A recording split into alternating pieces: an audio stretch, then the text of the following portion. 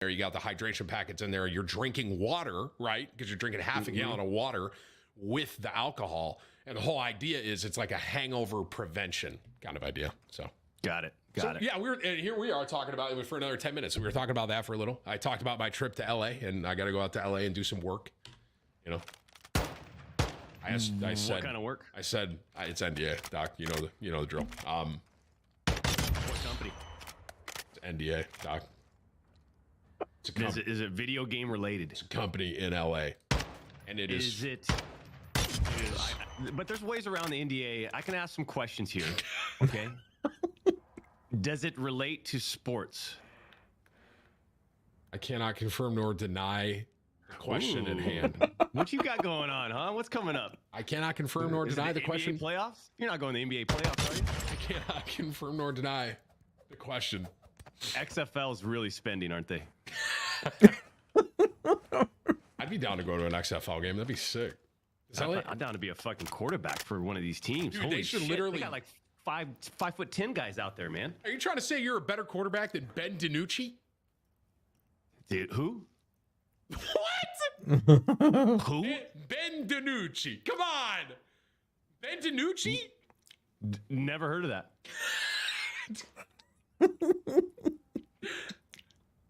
Ben DiNucci. Ben DiNucci, bro.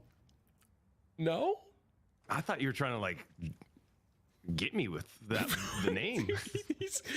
I didn't want to fall for it. He's the Ben DiNucci's he was the quarterback that went in for Dallas for a couple drives, and now he's in the XFL. Huh. Didn't know. Well, he's in there. You're acting like I should know that. I know your quarterbacks. Actually, I don't know the very last one that went in. I can't lie. Yeah. Johnson? No. Could be. Who's the guy that went in after Purdy got injured? Know. I don't So know. you don't even know. Okay. That doesn't make me feel as bad. Chat, who was it? What's he doing? Is he like ready? He must have some stories to tell today. Josh Johnson. Thank you, Chad.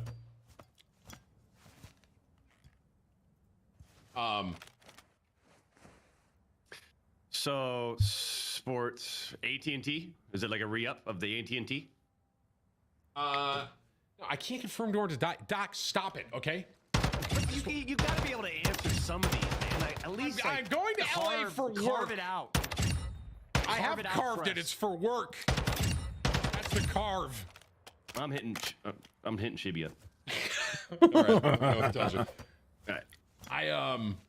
You want to get some tacos and tequila out there or no? No, I don't go to LA. All right. Me neither. Yeah, sorry. Yeah. Oh, are you far from there? Like if I wanted to get tacos and tequila out your way? Yeah, you flying into deep in LA? It's I don't even especially know. on a weekend. All right. You're looking at about 2.5. 2.5. Brain check. Yeah, exactly. How big is California? Like if you drove from the top of California to the bottom, how far is that? I would say probably you're pushing. I don't know how far north. I haven't been to like north. I usually just fly in. Right. A private jet or helicopter. Right. All black helicopter. But I would say like 12 hours, 11, 12 hours. You can probably like wow. Maybe it's longer. That is Maybe actually insane. Bro, aren't you 16? I'm being told 16. Chat's saying 14 to 16, depending, and that's probably depending on how fast you go. That's huge, man. Dude, do you ever like it?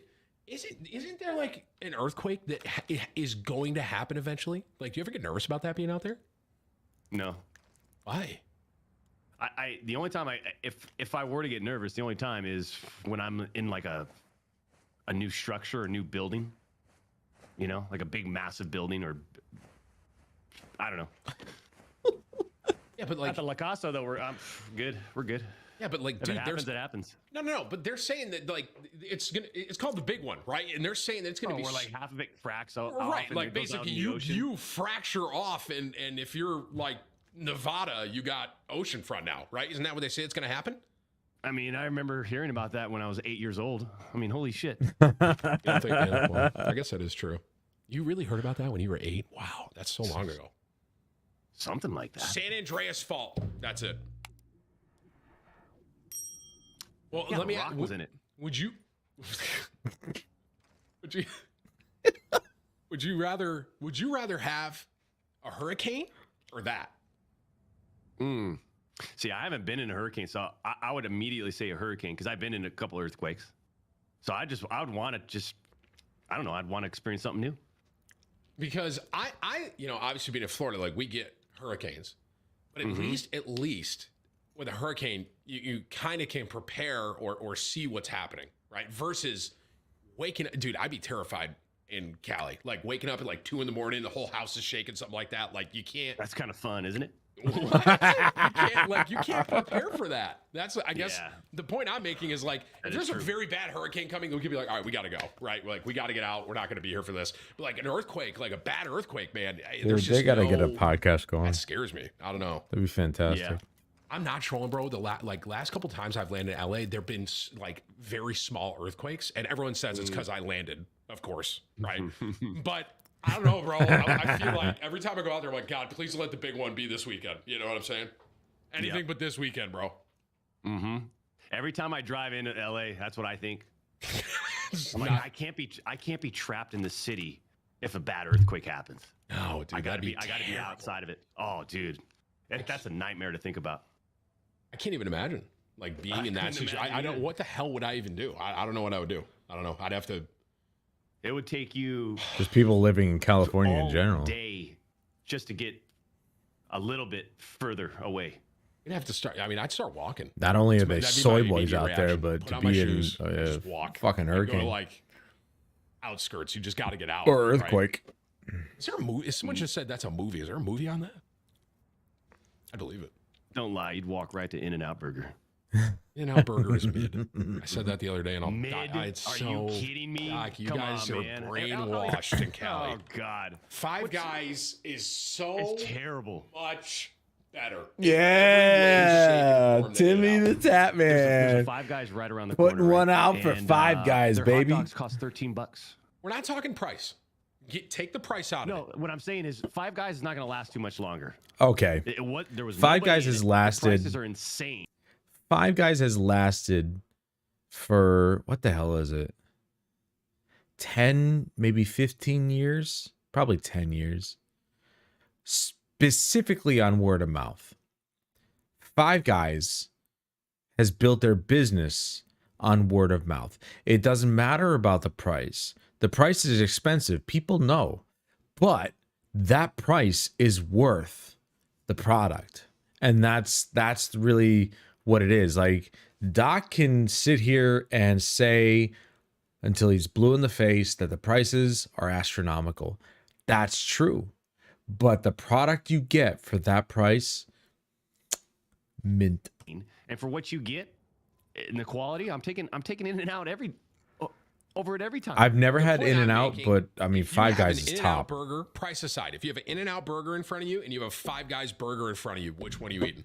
Five Guys. In-N-Out. 100%. No, you're not. Yeah. No, you're not. I'm taking In-N-Out and The Habit over Five Guys any day. Not only that, but Five Guys is the Subway for burgers. You can literally put anything you want on it. I don't know about In-N-Out, but like Five Guys, you can literally put whatever you want on it. That's the best part. And they make baller burgers. Psst. And Five Guys, you get a small fry with Five Guys, they fill that shit up halfway up the bag. That's where I mean, they kind of give you the money's worth in fries. You get a small, it's like the whole damn bag. Fries are the shit. It is more expensive. I don't disagree with that, but bro, there's something about In-N-Out. It's something with California, bro. Y'all are like brainwashed over there with it. Well, yeah, a nice little a bunch of as my parents would say, the land of fruits and nuts, and they are. The bun that's just like kind of freshly crisped, right? And then they put a nice amount of salt on that patty. It's just and the way the cheese melts onto it. Would you say In-N-Out is your favorite fast food burger ever? See, I said Five Guys. No. Five Guys is mine. Five Guys, hands down. There's something special about the ultimate bacon from Jack in the Box that I Jack in the Box. I've never had Jack in the Box. I think we had one here in Schenectady. Not here. I don't live in Schenectady, but we had one in Schenectady at some point. Man. Might still be there, but I'm not sure. What a haymaker! I was not expecting Jack in the Box. Jack in the Box. They're very popular. I've never had them. Best fast food burger. Wow. There's probably a Jack in the Box representative here that's like, we got to sign this guy. Get him going, man. Have you ever had Culver's? Never heard of it. Oh man, that's an underappreciated one. I will say that. I think Culver's is extremely underappreciated in the fast food burger talk. It's super. Their butter burgers and stuff, man, are crazy. But that's like a Midwest thing. Like when I was in Chicago, they were all out there. That's why I've never heard of it. So good though, man. And I think, have you had Whataburger? Nope. I feel like I have. Yes. Whataburger, I also think is like another underappreciated. That's one. like a Southern thing. They got to do a podcast for sure. Doc and Tim podcast. That'd be fantastic. Any ability to have either, I have to say that I imagine both are overpriced, but whoever has the animal fries wins. Well, I mean, I've only ever had Five Guys. I've never had In-N-Out. But as somebody who's had Five Guys fries, you can't get any better. I mean, and the amount of fries that you get is kind of insane. So it kind of doesn't matter what people say about In-N-Out. The amount of fries you get and the quality of the fries that you get from Five Guys is unbeatable. Now, I have my Hunter. That's my original character. I'm never going to delete that. But I am actually going to delete this Titan because I started him a while ago. I don't remember anything about it. I played it a little bit earlier. Was very happy. Very excited. Male, as always, we're going to go male XO.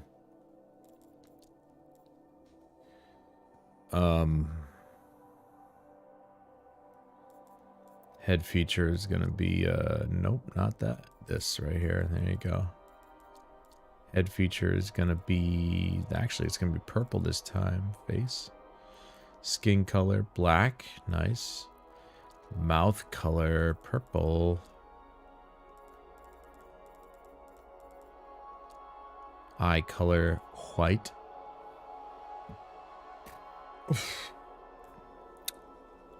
Marking. Why not? Here we go, boy. Animal fries. I don't even know what that means.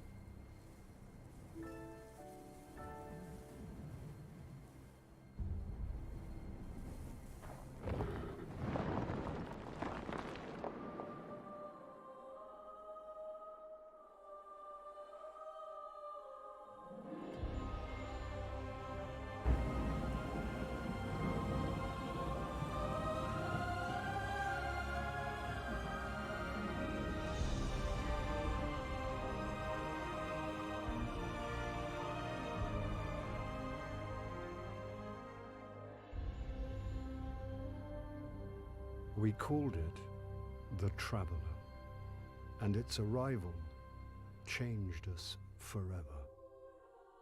Great cities were built on Mars and Venus. Mercury became a garden world. Human lifespan tripled. It was a time of miracles. We stared out at the galaxy and knew that it was our destiny to walk in the light of other stars.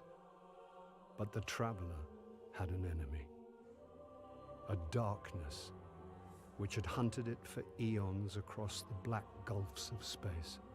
Centuries after our golden age began, this darkness found us.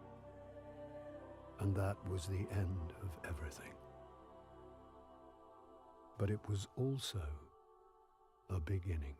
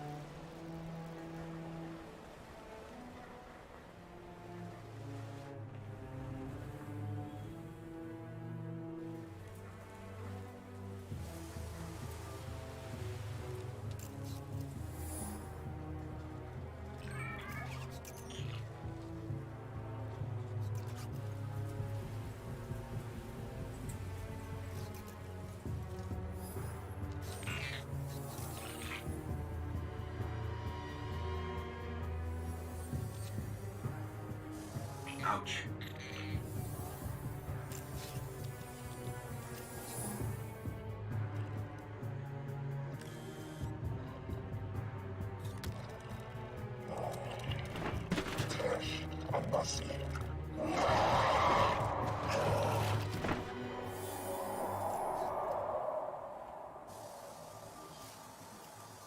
Is it possible?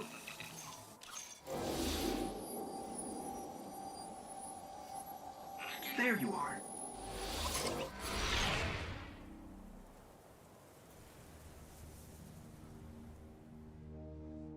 Guardian. Guardian? Eyes up, Guardian.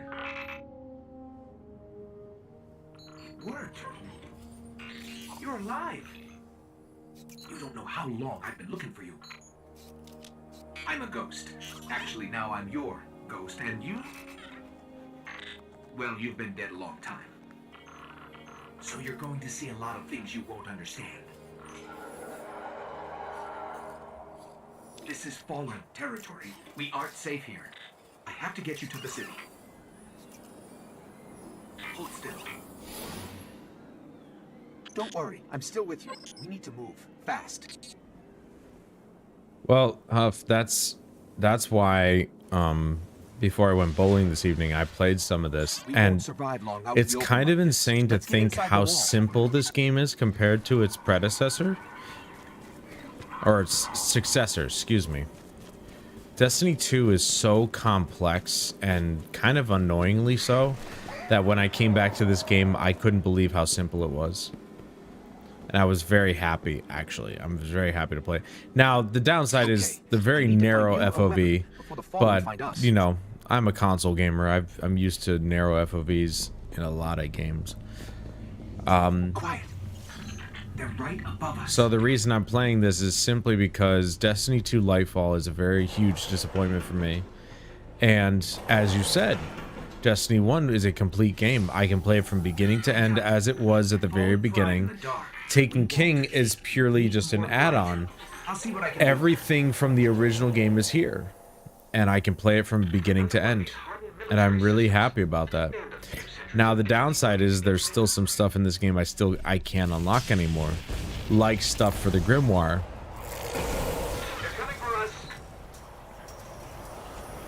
Here, I found a rifle. Grab it. Where? Here. There we go. Now, strangely enough, I put over 300 hours into this game. I didn't know I put that much time into this game. It's kind of nuts, actually. But what's nuts is that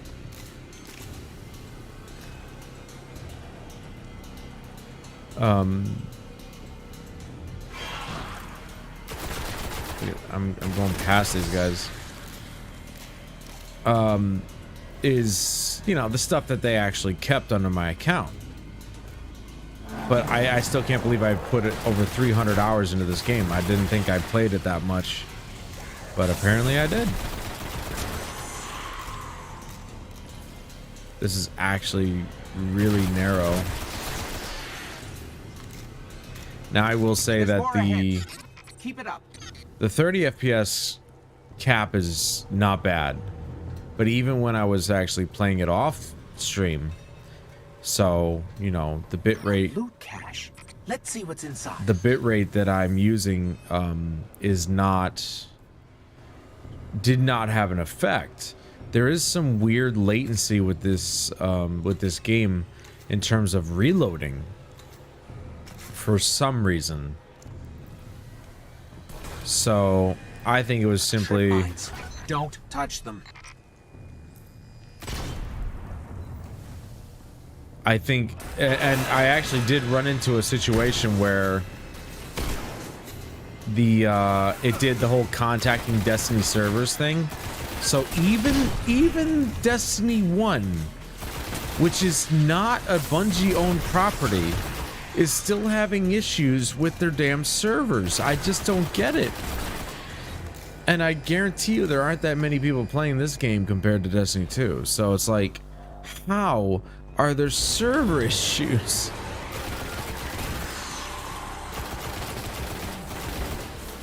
But of course, on top of the game being very, I'll tell you what, the upgrade path is very simplistic compared to Destiny 2. Destiny 2 is actually annoyingly complex. But Destiny 1, very simple upgrade path, and I completely forgotten how simple it was. Just a little bit further. Let's hope there's something left out there. Not only that, but like, you know, primary ammo is still a thing. You don't have infinite ammo, but they do have telemetries for special and power ammo. So that's stuff you need to take into consideration to potentially purchase, so you can consistently have special and power ammo, which is awesome. I actually miss that personally. I don't like relying on the system to choose whether it wants to drop power or special ammo for me. It's kind of actually annoying. I would have preferred they kept the telemetry system so I could buy my own ammo.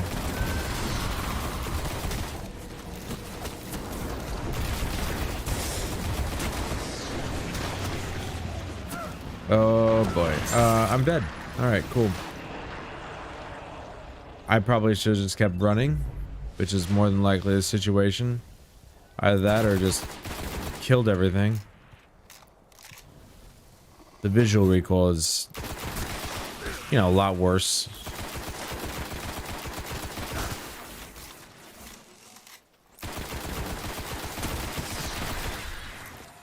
But luckily, the primary ammo is actually quite abundant when you actually get into the thick of things.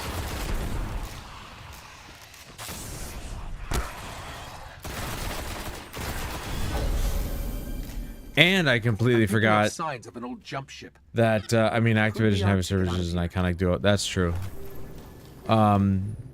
See, right now I'm actually only Arc, but I'm gonna swap to Void. I completely forgot that each subclass of each class type has only one super, if I'm not mistaken. So with the Titan, it's purely the dome shield. There is no Captain America shield or anything like that. It's purely dome shield, which does There's give the you ship. Clear them out.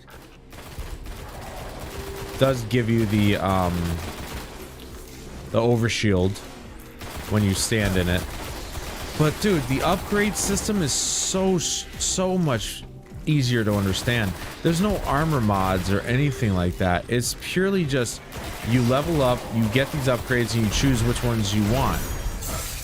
It's so simple, and I'm like, why did they move away from this?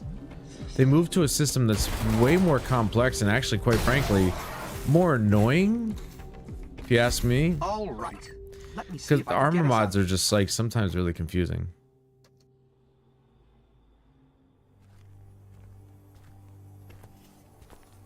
It's been here a while. Hasn't made a jump in centuries. We're lucky the Fallen haven't completely picked it clean. Will it fly? I can make it work.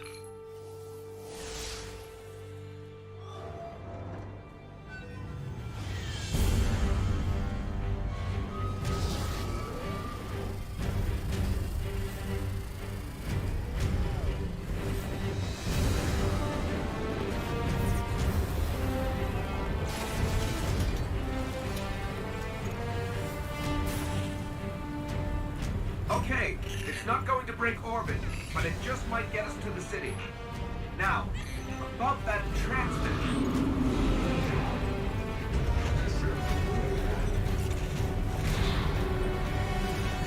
Bringing you in.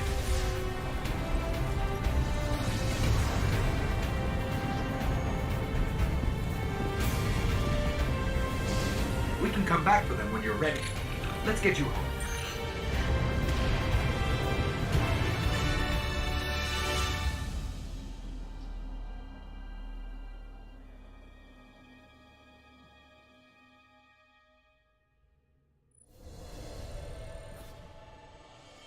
Dude, I'm actually not joking. I didn't realize that my character actually had a voice. I could have swore that your character was a silent protagonist the whole time until Destiny 2, obviously much later. I could have swore he was a silent protagonist. Holy shit. That's insane.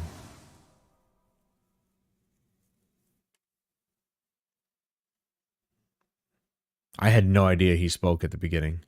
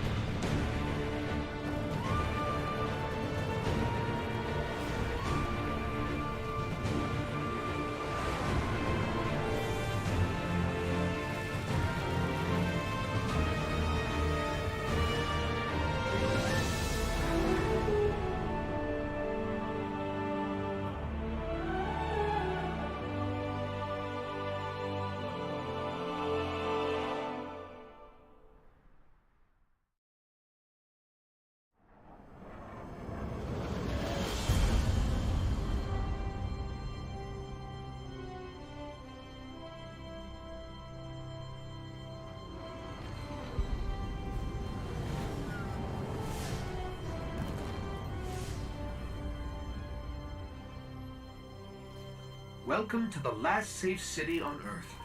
The only place the Traveler can still protect. It took centuries to build. Now, we're counting every day it stands. And this tower is where the Guardians live.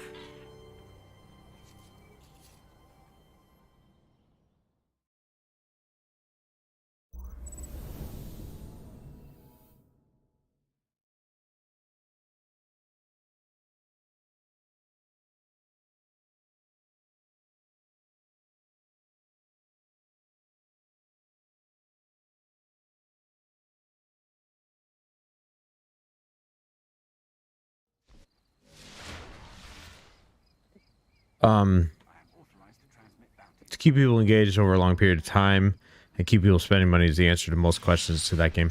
That's the sad truth, and that's what sucks, is that's why I feel like they should have never gone free to play. Never. I was always against it. Am I happy they went free to play? Not really.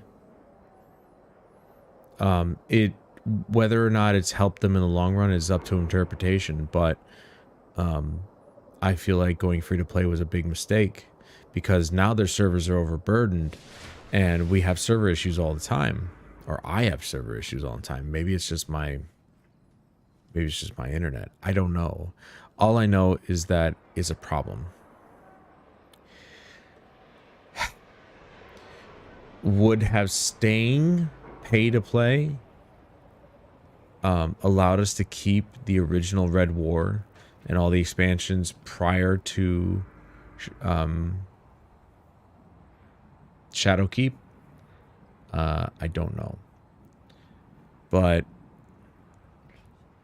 I'm just happy that Destiny 1 is 100% complete. It's there for us to play from the beginning to the end, as it has always been. And I wish the same for Destiny 2. I really did. I would have rather had them stop at Shadowkeep or stop at Forsaken.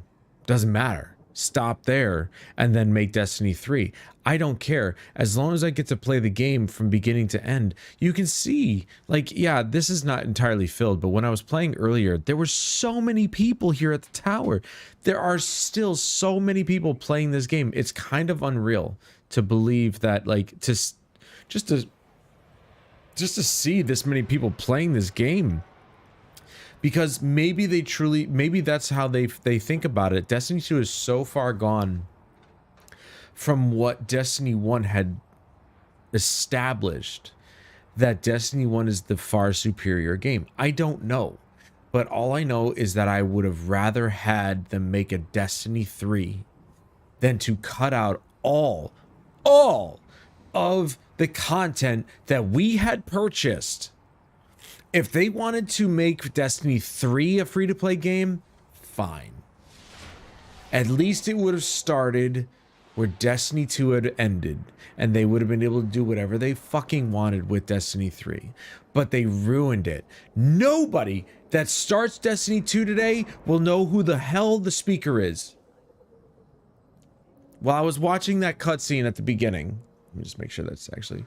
When I was watching the cutscene at the beginning, not a single fucking person who starts Destiny 2 today will ever know who the speaker is. And they won't know how important he was to the beginning of Destiny.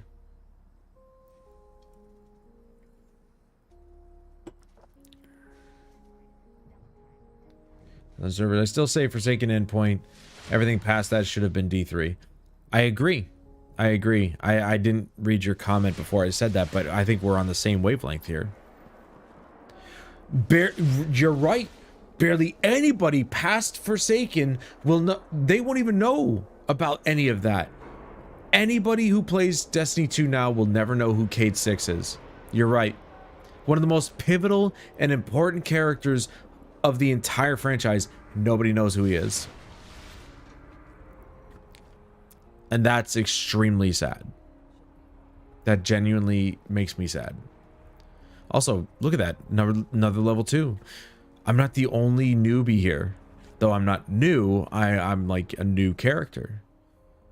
Look at this. Remember when the game had gray gear? I don't even know if there's exotic gear in this game. I'm pretty sure there's no exotic gear in this game. Which, to be fair, if it isn't in this game, then I am okay with that. I'm kind of over this idea of exotic gear. I kind of just want legendary gear. It's a similar situation with Diablo 3 where it's like gear sets are important and legendary gear doesn't matter at all. It's kind of sad.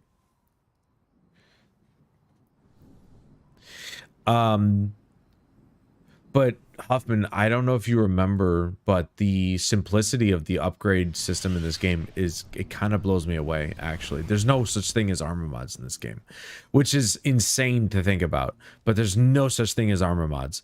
Look at this. Look at this. All my vault is here. All my gear okay, so there are exotics in this game. That's okay though, I guess. I'm used to exotics, but like in this game there wasn't so much, like, gear wasn't being added on constantly. So like, say for example, exact perfect example is Lightfall. Down to the city and up again. Down and up again. I played some Destiny 2 today, and I went back to my Augur Scepter, the Vision pistol, and my Cry Mutiny grenade launcher, and they do more damage than I could ever imagine the new stuff doing. Like the new exotic rifle. Granted, the new machine gun is fantastic, but my original gear set does more damage than anything I've picked up so far. And I'm like, why did I move away from this gear? It's still overpowered compared to anything I'm picking up of the new set. So it's like, I'm not even gonna bother. I went back to using that gear because it literally does better. It does more damage than anything I pick up. And that's sad. A lot of my gear is even further past last expansion. It's so far past like the previous 4 seasons. I'm like, why am I using the new stuff? Like, I want to use this new stuff to experience it, but like, it's not good. My current gear is the best stuff that I know. It does so much damage. It's ridiculous. I came back to playing this game just for a couple hours before I went bowling with my friend. The upgrade path in this game is so simple. Oops, sorry. The upgrade path in this game is so simple that it's easily understandable by anybody who plays this game. Literally. There's no armor mods, so you don't have to worry about those. You just have to worry about the armor that you're wearing at the current time, the weapons that you're using at the current time, and then what variations on those upgrades that you want. So for example, I go in here, look at this. Here's my main abilities. You got my grenade, my jump, my super, and my melee. You only get 2 abilities. Remember, there's not 3, there's 2. So you get your melee and your grenade. Simple. And then down below each of those, for the most part, is their upgrade path. And most of them do stack. Some of them don't, like the grenade. You just change what type of grenade you want. I'm always going to stick with the magnetic because it's the best. But for the most part, you're just adding on upgrades. And then over here is like just variations on those upgrades. And that's it. It's so simple. It even shows you, if I choose this, I get more recovery. But that's on top of the armor I have. And so it's just like, this is so simple. I even think I might actually try playing Crucible in this game because it's so straightforward. When you go over here, you have all the main characters right here. Zavala for the Titans, Cayde 6 for the Hunters, and Ikora for the Warlocks. That's it. And you know that you go to each one. I go to Zavala for all my stuff. You have the guy up there who hands out the bounties. You've got Vanguard bounties. You got Crucible bounties. That's it. You pick those up. You do them. You gain XP and reputation. And that's it. It's not any more complex than that. And I could not believe how much I missed the simplicity of Destiny 1, that Destiny 2 has gotten so convoluted and so just complicated that I'm like, I mean, the other day I sat there for probably a good 20 minutes just working on my mods, just trying to figure out, okay, so these mods are going to work with these mods, and how do I want to build this? And no. I just want to be a Titan. That's all I want to do. That's all I should be doing, is being a Titan. And in this game, I have one super, and the upgrade path to that super is purely just adding on to it. It's nothing more complex than that. I don't want mods on my armor. I just want upgrades. And if I pick up a piece of armor that's better than the current one that I'm wearing, and it has the upgrade path to better the weapons that I'm using, then I'll choose that piece of armor. It's that simple. And I can't believe that I moved so far away from this game. And I'm genuinely looking, because I talked to Jeremy. I actually texted him earlier, and I said I was wondering if he was actually curious, if he was willing to maybe play this game with me again. He, of course, is like, no, man, I'm into World of Warcraft. And I'm like, okay, fine, whatever. So I'll have to find other people while, you know, other people playing the game to do the raids and stuff with. But the fact that, look at how many people are on my radar. Look at how many people are in here. Like, and this is just one instance. Who knows how many other people are actually playing this game right now? It's kind of insane to me to think that there's no way they could take these servers offline. This game is almost 10 years old. And there's this many people playing per instance. There's no way they could take these servers offline because people are still playing it. But you know what? I think the reason people are playing it is simply the fact that it is a whole game. From beginning to end, every new character you create gets to experience the same story. The sad part is that the Grimoire doesn't exist anymore because the website doesn't exist anymore. So, unfortunately, the nuances of the story are lost to the annals of the internet and time. But that's what YouTube is for. That's what Wikipedia is for.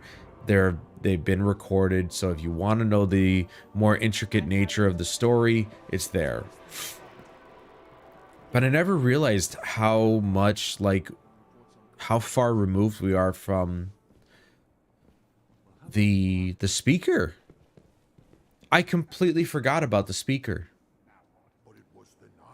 And that's when I realized that nobody's going to know who he is. Nobody's going to know who the speaker is when they pick up Destiny 2. And that's the sad part about this game being relegated to just the consoles, because if you don't have an Xbox One or a PS4, you're never going to play this game. Period. Anyway, let's get going here. What's up? Yeah, and someday they're going to sunset your gear save, save the exotics maybe, and you'll have to get new stuff for the one level, eye level. What? I don't know if it'll be 2025 or 3000 or what, but if that game continues, they'll do it again. Yeah, I mean, if Destiny 1... Report, Guardian. If Destiny 1 ended up on PC, I might grab it. Do your duty. But only if it was available in its fullest. But you see how this gear is like, it's got the... I don't know if that's Iron Banner or if that's Taken King, but it's got the symbol for... You know, you have to be level 40. That's one thing I miss, is having a level cap. You have to get to level 40, then you work on your light levels. Though in particular, I think in this case, it actually is like you get your light level. So your light level is on top of your... Or your light level is your gear score, obviously, but you do have a character level. An overall level. And so, you know, there's a max level, so to speak.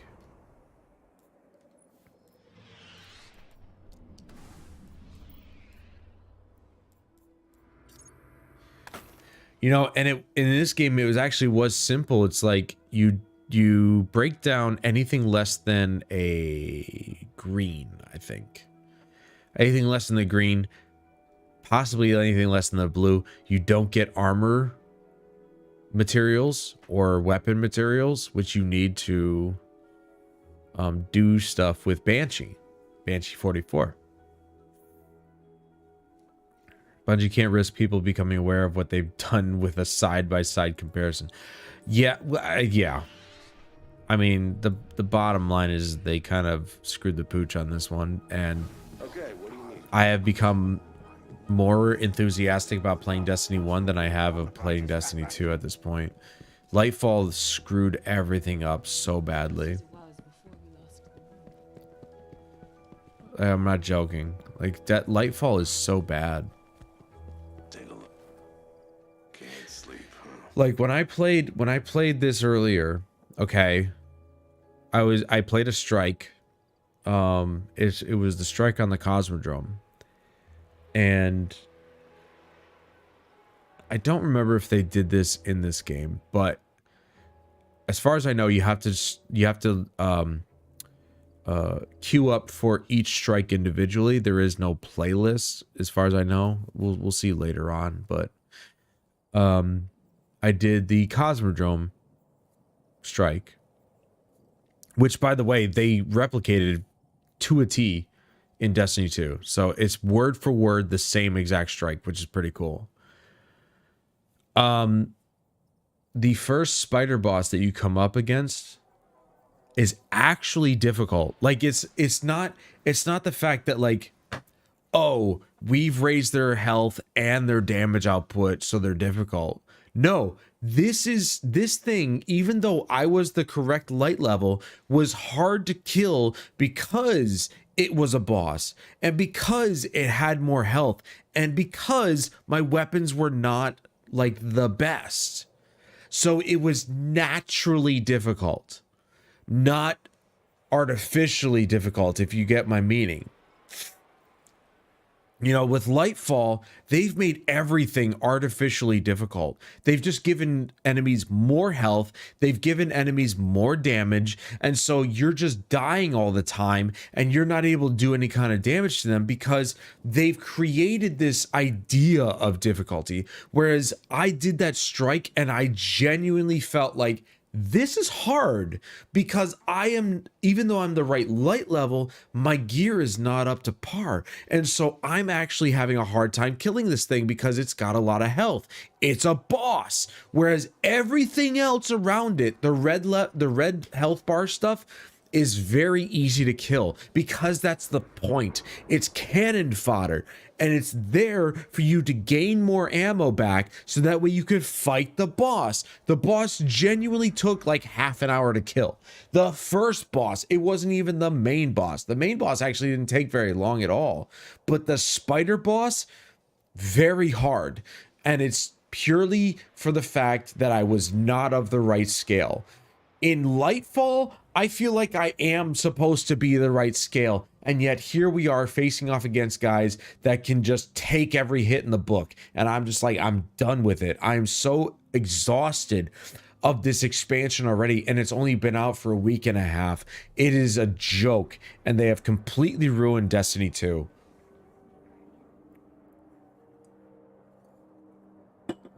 All right, Huff.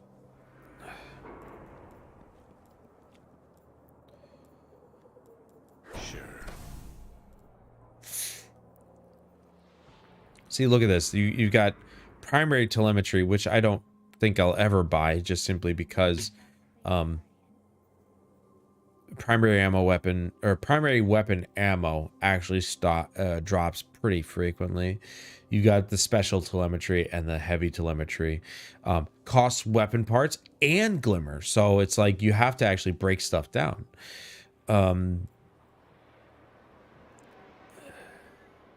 Oh, I'm sorry, not the, you want the synthesis, not the telemetry. So they only offer obviously special ammo and heavy ammo synthesis. And it's not the fact that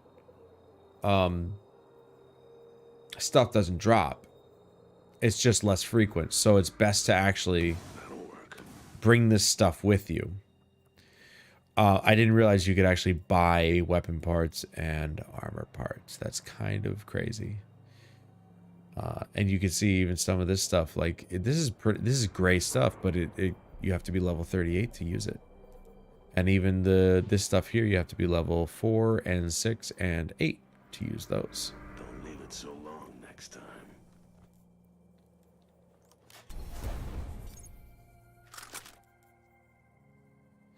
Okay, so I got this before. Oh, and there's only one menu. If I hit the touchpad, it just does this. There's no holding touchpad or anything like that. If I want to go to my character screen, it's start. If I want to go to my bounties, I hit L1 and boom, there they are right there. Here's are my quests right here. Everything is one fucking menu. There is no map. And I get that, you know, there's some benefit to there has been some benefit to adding a map so you can fast travel, whatever. But to be fair, the difference is minimal, just simply because of the fact that even if you choose a place to fast travel to, if you choose a place on the map, you go there, it still brings you to orbit. So what's the difference? You're still going to orbit. I remember that being a gripe that I had when Destiny 2 came out. I'm like, what's the difference? You're still going to orbit. You're just choosing the location outright, as opposed to going to orbit and then choosing the location. There's no difference. Now, because most of this stuff is actually account-wide, I can actually come in here and grab a new ship, and I'm gonna grab this one because this one's pretty cool, but it's kind of bulky. Though, to be fair, and dude, things load so much faster here too.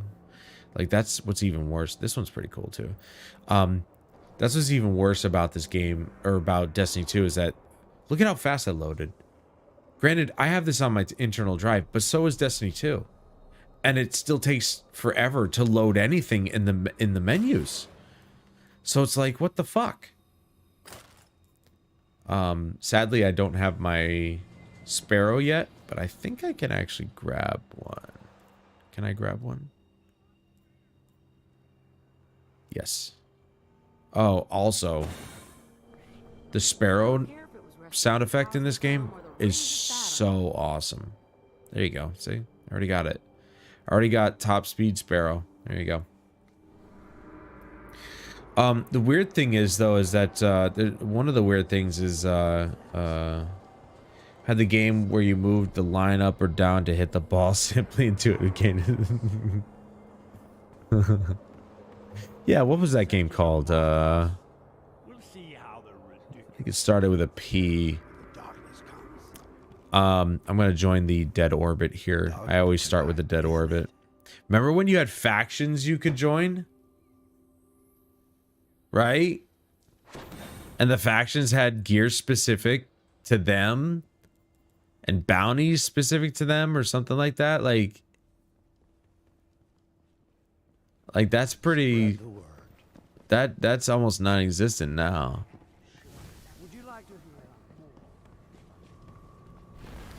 You had a little club down here that you could get your emotes from. I didn't even realize I had this. It's a proposal, or there's the just do it. That was the sad part. That's one of the improvements that they made on Destiny 2, which is you could only have one emote and it was left on the D-pad.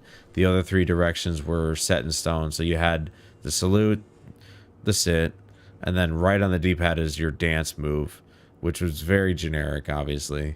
And then left is your custom emote that you choose. Peggle. First of all, Peggle is a really good game. Doesn't sound right, but I'm sure it's something iconic if I ask the gaming community. Yeah. But yeah, when I fired this game up earlier, I was brought back to the good old days of Destiny, where Destiny 1 had, it was such a better idea. They had simplicity as well as complexity. Which, by the way, also, this is the Silver Dust. I think this is stuff the Silver Dust is something you earn in game. I think. I'm not 100%, but I think it's something you earn in game. And apparently I already have the licenses to these, so eventually I'll be able to get all of this. I thought it was the stuff you had to buy, but no, there's actually, here's Ava, or Tess, excuse me. She's still here, and they still sell silver. Ava is actually in this game. I didn't realize she was in this game.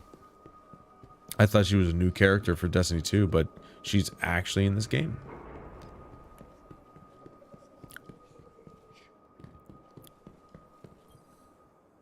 You could use some help.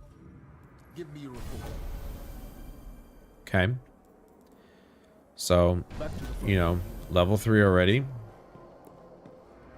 I need to know what happened on that move. Prepare the feed. Luna, just beyond the helmet. It's so awesome to hear Cade's voice again. And here's all the exotics that I'm missing. Obviously, you can't use any exotics until you're level 40. Or in this case, level 20. These are legacy. Requires discovery. But everything is in one spot. I push start and boom, here it is. It's right here. This is the stuff that I'm most disappointed about. I can't... These 3 books I might be able to do something with, but this book is completely screwed. I don't think there's anything I can do with this. Like, I can go in here, I got this, and I got this. That's it. Complete any of the exotic sword quests from Shaxx. I don't know if I can do that. I'm not 100% on it, but I'm pretty sure I'm screwed. So, you know, there's a lot of this stuff that's in this game that is unobtainable at this point, which is very, very unfortunate. So I just press start though, and I can just go. I can just look at this stuff. You've got reach level 4, so this is just the general thing. Complete a Vanguard weekly elite bounty and any Rise of the Iron Strike playlist. These bounties are available from Commander Zavala. I don't think Zavala has any bounties. Catch the enemy sleeping. That's the way. Yeah, I'm not seeing any of this. So Carry the light out there. he doesn't have bounties right now. They'll have to wait. We must sacrifice to stop what is coming. All right, I'll have to check that out later. I don't have my Discord up.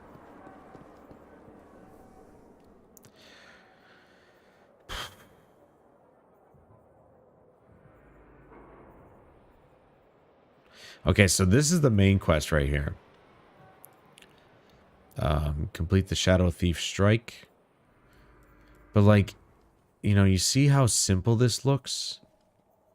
Like everything just seems so simple. Radiation. Quarantine it. You know, I don't mind going back to orbit. It just makes sense.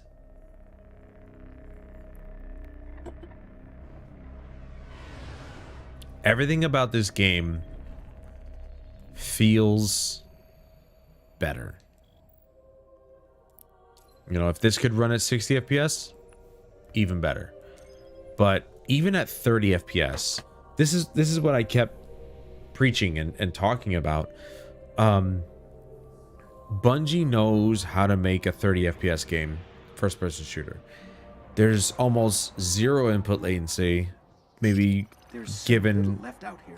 We were lucky to even find this ship. Given some of the you know, reload but it button needs a warp inputs drive if we button ever hope to inputs. fight beyond Earth.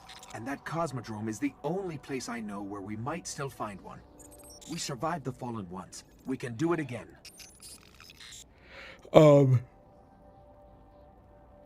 But the shooting, the moving and everything, I don't feel hindered by the frame rate cap.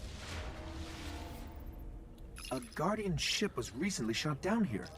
If the Like it Fallen feels haven't very gotten to responsive, it, just there like might be with parts we can salvage. just like with Division 2. When that came out on PS4, okay, I can't do my double jump yet. Just like with Division 2, I felt that game was very responsive for a 30 FPS game. Same deal with this. It feels really good to play. Bungie just knew what they were doing.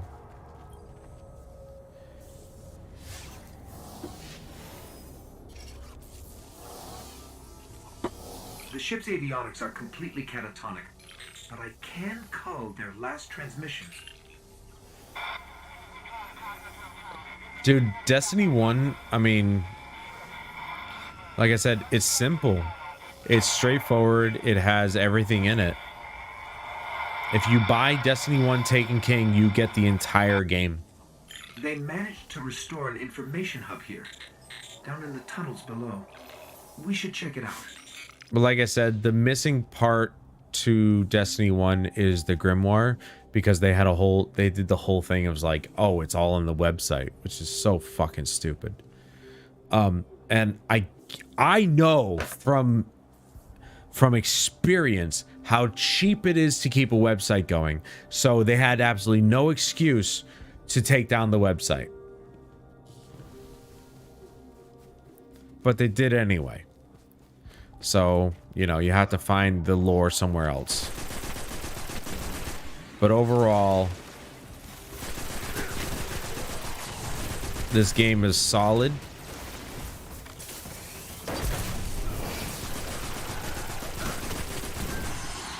Now, I will say the downside is that, as you see in the bottom left corner, my abilities are still blue. Blue is normally associated with Arc subclass. But in this game, that's just the way it is. It's just blue. Whether you're Void, Arc, or Solar, it's just blue. And I actually had no idea. I had no idea that it was just blue. So I found that quite interesting. Is it? There's something. Must be up top, but I can't get to it yet. The other thing that you have to get used to is, one, sprinting has a cooldown. So if you sprint for a little bit, then you stop, there's like a couple seconds in between before you can sprint again. And the very narrow FOV.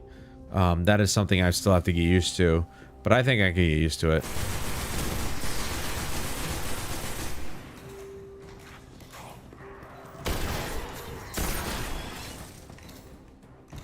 A map of the entire area.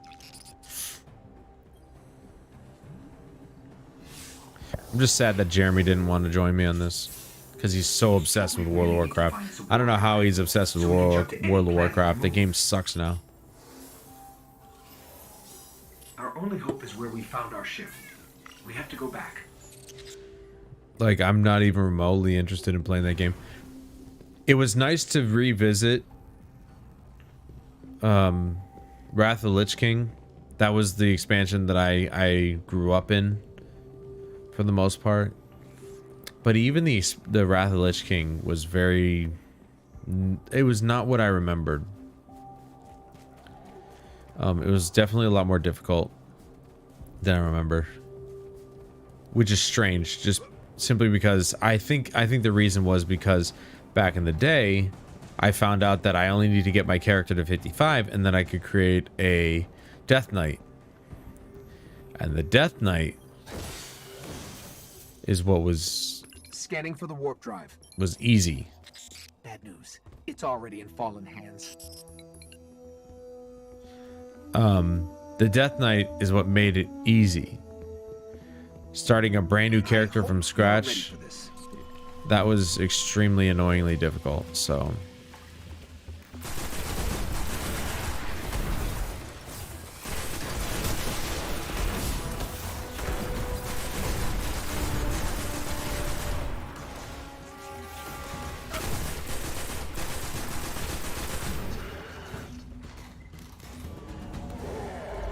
It's in the walls. Man, remember when engrams were all different colors? There were actually gray engrams or white engrams. It wasn't just purple. Now, granted, okay, anything green and up, it's gonna be a hidden engram. You won't know what it is until you bring it back to Master Rahul to actually decode it, but like it's There's actually gray engrams in here. Gray is the lowest level.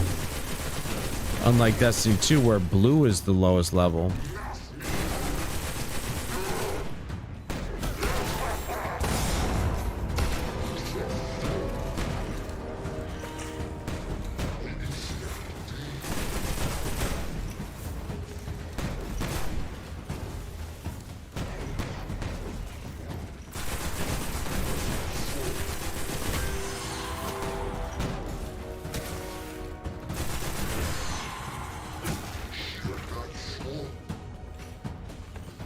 Just gonna get my health back real quick.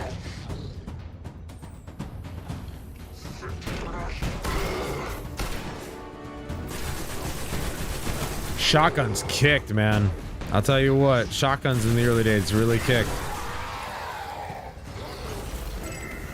So there you go. You just killed an Archon. And we got a warp drive. I still miss Dinklebot. I do. I still miss Peter Dinklage. I think they should have allowed him to be... They should have kept him as the voiceover. Like, he did what he could with what he was given. The direction that he was given. And in my opinion, that was the director's fault, okay? It wasn't his fault.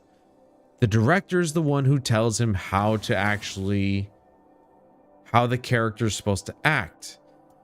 And that's what we got. I think Peter Dinklage did a fine job, personally. And I miss Dinklebot. All right, we got our jump. Nice. Wow, we got a lot of arm pieces. 23. We'll put this one on for now. We'll dismantle the rest. Man, back in the day, I was like, man, I don't know if I should dismantle anything. It's like, yeah, you do. You do dismantle stuff. Well, now I know that it's completely useless to keep it.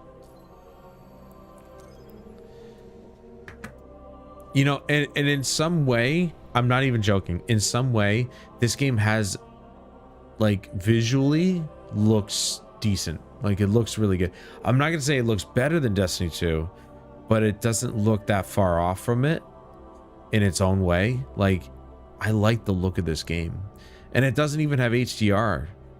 This game doesn't have HDR. It doesn't have... I don't even think it was updated for PS4 Pro. Because I don't think Bungie even knew. Because, let's see.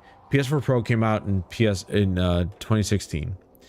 Destiny 2 came out in 2017. So no doubt they were already working on Destiny 2. So why bother updating Destiny 1?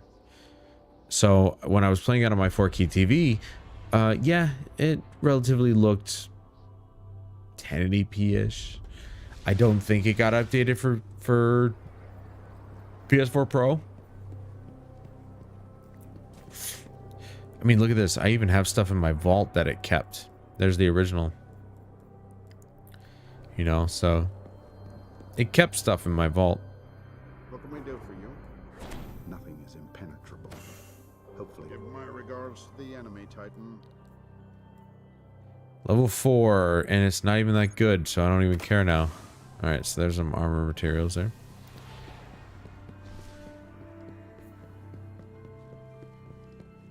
Dude, I even miss the music, man. This music is so iconic. Genuinely, when the primary cinematic was playing, if you don't know Maluka, she's a girl I used to listen to on YouTube. She's very good. She's very talented guitar player, very talented singer. I love most of her work. And when she put out the song for this that actually had lyrics to it, I kind of was blown away. I was like, I don't remember that song being Destiny at all. And then I listened to that cinematic, the opening cinematic, and I'm like, no shit, it actually is the theme song to Destiny, which is kind of, well, not the theme, but it's like it's a theme in Destiny. I couldn't believe it. Yeah, she does stream on occasion. Prepare for a new fight, Guardians. I don't know. I stopped following her like years ago. I still recognize her as like one of the best musicians on YouTube though.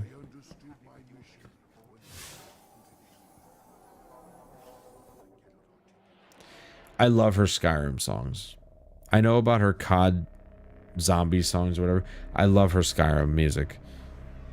She did that in Witcher and all this other stuff. Like she's phenomenal at what she does.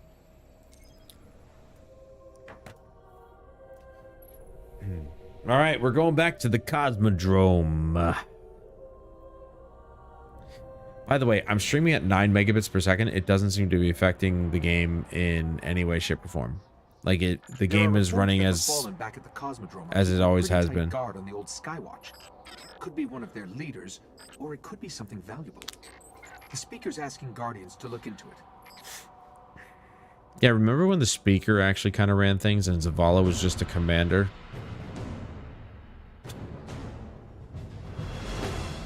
Now Zavala runs everything. Okay, the Skywatch is just on the other side of the steps. And it's surrounded by Fallen. Well, I'm ready if you are. And remember when it took a second to actually call in your Sparrow? Now it's instant, which, you know, honestly is a good quality of life upgrade. Not gonna lie. You know, this place must have been amazing before the collapse. Thousands of humans boarding the colony ships, off to build cities beyond.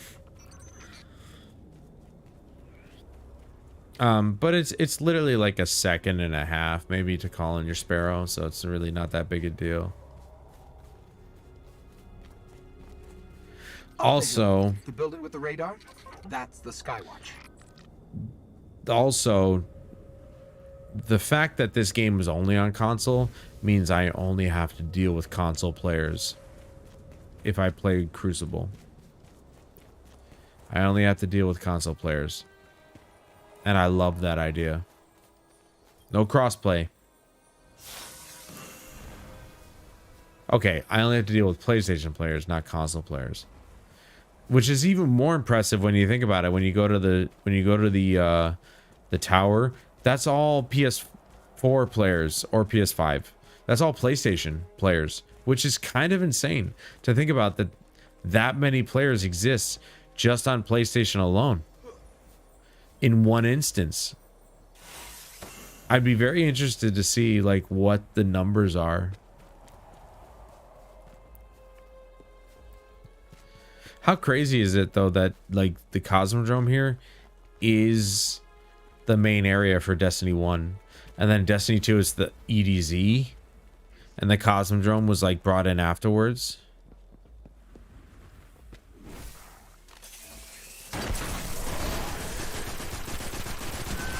You know the worst part is that grenade's supposed to be magnetic, and it didn't seem to magnetize to anybody.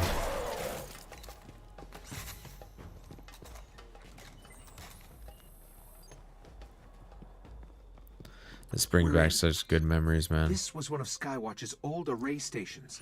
A link to the lunar colonies. Like, one thought that comes into my head when I think about this game was the Taken King. We'd go on to, maybe it's still called the Leviathan, but we go on to the Taken King's ship, and that was the main area for me and Jeremy. Like we would farm stuff out there. Dead end. Fallen sealed this gate. I can get it open. Yeah, I know Leviathan with Callus, but I don't remember what they called it in this game.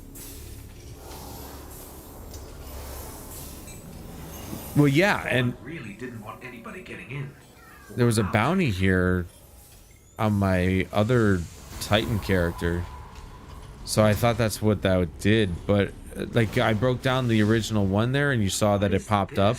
And for some reason, it's not there. I don't know why. Lots of motion ahead. I've got a bad feeling about this.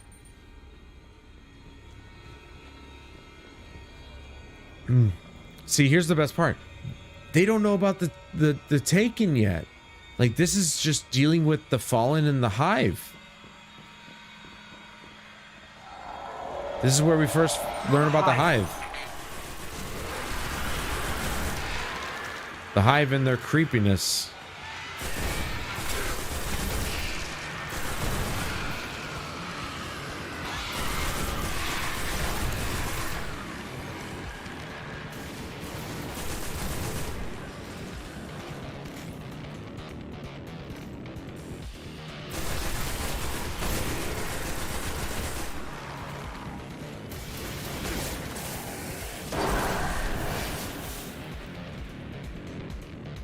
It's kind of crazy. You can see the upgrades in graphics that they did with Destiny 2, and I even noticed it right away when they started showing off Destiny 2. I'm like, I was telling Jeremy, I'm like, look at the particle effects. Like they definitely upgraded the particle effects, made them more complex.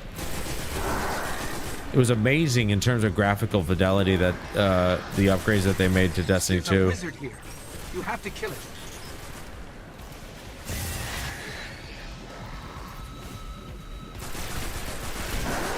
I mean, I don't know what engine they're using. I'm assuming it's a proprietary engine, but like they made such a leap in graphical fidelity.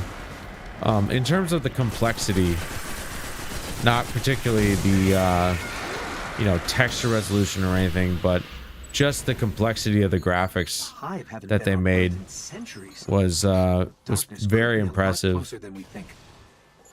We should probably get moving. You know, especially when you threw a grenade and it blew up. The particle effects that happened were pretty awesome.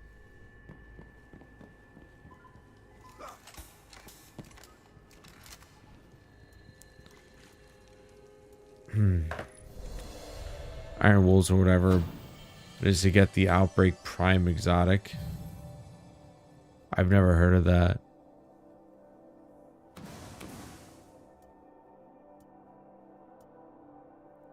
Got a hand cannon. I'm honestly probably going to stick with an auto rifle though. As powerful as a hand cannon actually is. There's my super. You know, it's definitely better than this assault rifle, but normally you'd want to just like pick whatever gear is better than what you already have, but I definitely want to stick with the auto rifle personally. Oh, this was another thing that I really liked about this game is that, and one of the major things that they changed is that kinetic weapons were always the first slot. Energy weapons were always the second slot, and power weapons were always the third. In Destiny 2, kinetic weapons could be the first or the second slot, and vice versa with the energy weapons. Power weapons were always the third slot still, but they swapped the energy and kinetic weapons for some reason, or they were at least interchangeable, and that never made sense to me. I was always like, but why? Like, this game had structure. You knew that the kinetic weapons were always these types of weapons, and they were always in the first slot. So auto rifles, hand cannons, pulse rifles, they were always in the first slot. Sniper rifles, shotguns, sidearms. There are actually sidearms in the first game. I forgot about that. Sidearms were in the first game. Those were all in the second slot because they were almost always energy weapons. And then power weapons were heavy machine guns, swords, which actually existed in this game, I think, because of Taken King, and then rocket launchers, and grenade launchers. I don't know if breach loading grenade launchers existed in this game. We'll find out eventually, but yeah, this game had more structure to it. Excuse me, as opposed to Destiny 2.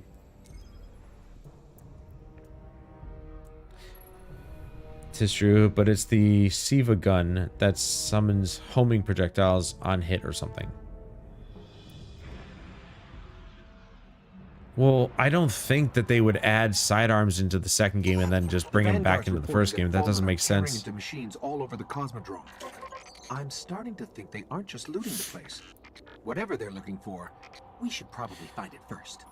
I think sidearms might have come in with Taken King, but they wouldn't just add sidearms into Destiny 2 and then go back and add them into Destiny 1. That doesn't make sense. I'm picking up heavy fallen activity near the Forgotten Shore. I still can't That's summon my miles from here. sparrow. Guardians set up a vehicle grid here. We sync to that, we can summon ground transport from our ship. I believe I am misunderstanding you. I have no idea why I'm hovering so close to the microphone. It can pick me up just fine. I need water. I've had a lot of beer today, so throat is a bit dry. Oof, the lift is really not that good there.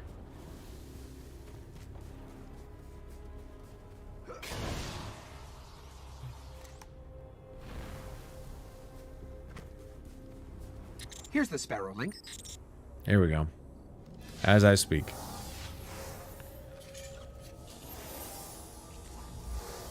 Encoding superposed states, entangling ket vectors, and we're linked.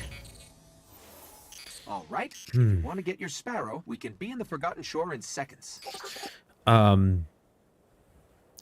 also, and this is why I keep saying that I'm such an advocate for 30 FPS, because 30 FPS actually makes some games look better. And I'm not just saying that. Like, I could fire up my PC, load up Destiny 2, and cap the frame rate at 30, and I guarantee you the game will visually look a lot better. And that's a video I've been meaning to make for actually years now. I even have a script written for it. I gotta go over the script to see if it's even complete, but I wrote a script in defense of 30 FPS that it visually, perceptively looks better than anything higher than that, because we're so used to movies being at like 24 FPS. 30 FPS for video games can make them look visually more appealing. I'm not saying it's always great to play a game at 30 FPS, unless, of course, the input latency is very low, like it is with this game, and also with Division 2 on the PS4 and PS4 Pro. But the bottom line is, what I'm getting at is that I personally think that 30 frames a second is perceptively and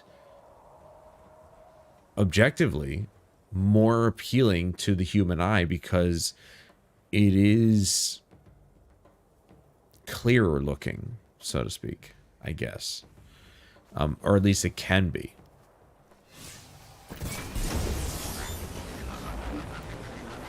Dude, just listen to that sparrow. Listen to that sparrow now noise. How sick does that sound?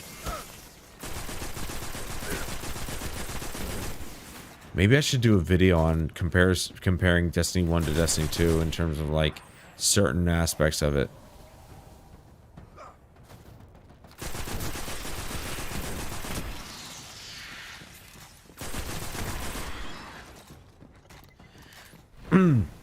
And quite frankly, I kind of miss the fact that the sparrow disappears after a few seconds, because some people will get on their sparrows, get off their sparrows, and then just leave them there.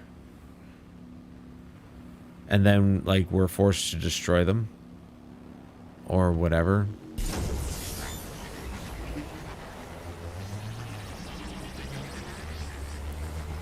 Now, one thing I will say is that Destiny 2, of course, has the trails. The sparrow trails.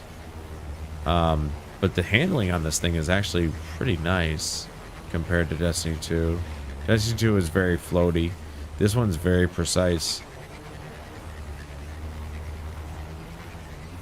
I'm gonna have to start taking notes. The Fallen are using some sort of signal amplifiers. Let's see what they're transmitting. Oh my god, they really did recreate this area to a T.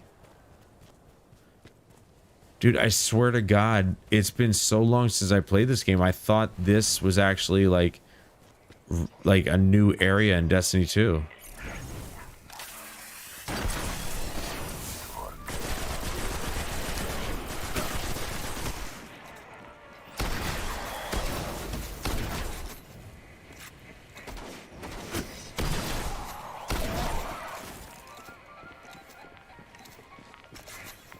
Yeah, this shotgun kind of sucks because it's only got 3 rounds.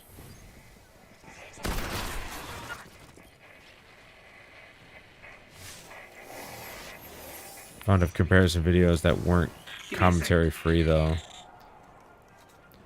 It's tighter and also reacts to terrain better in D1. Yes, it does. Not fallen.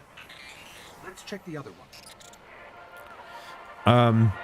You've never been fond of comparison videos that weren't commentary free. So you'd rather have a comparison video like the old Digital Foundry videos where it just there was no commentary, it was just the 2 games, 2 versions side by side.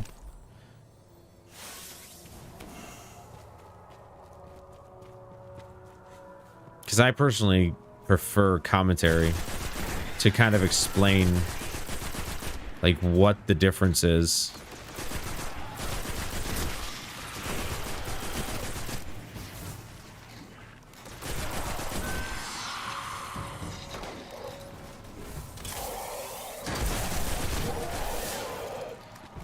Yeah, see, that's the thing about this game is that with the grenade, I have to actually aim at the enemy that I want it to stick to. Unlike the second game where it literally gravitates towards an enemy.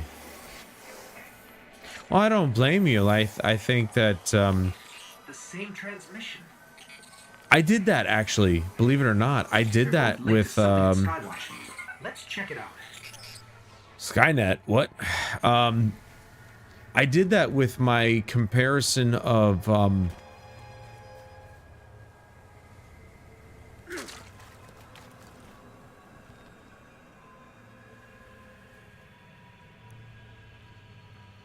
I'm blanking on the game. What's the Xbox only zombie survival game?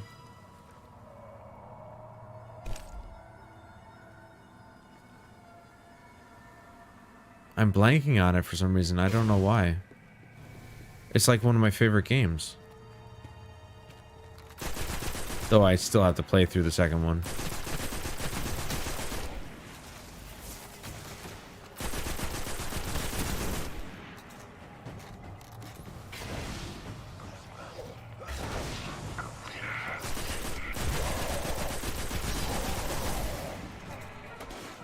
I'm gonna kick myself once you tell me the name of it because I know it's very, very simple. Wow, this thing only holds 5?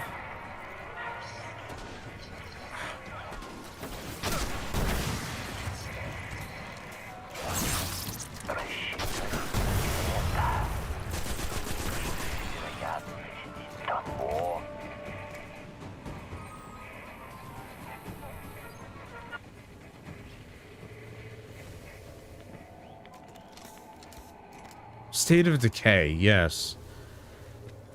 I don't know why I forgot the name of that. Yes, State of Decay.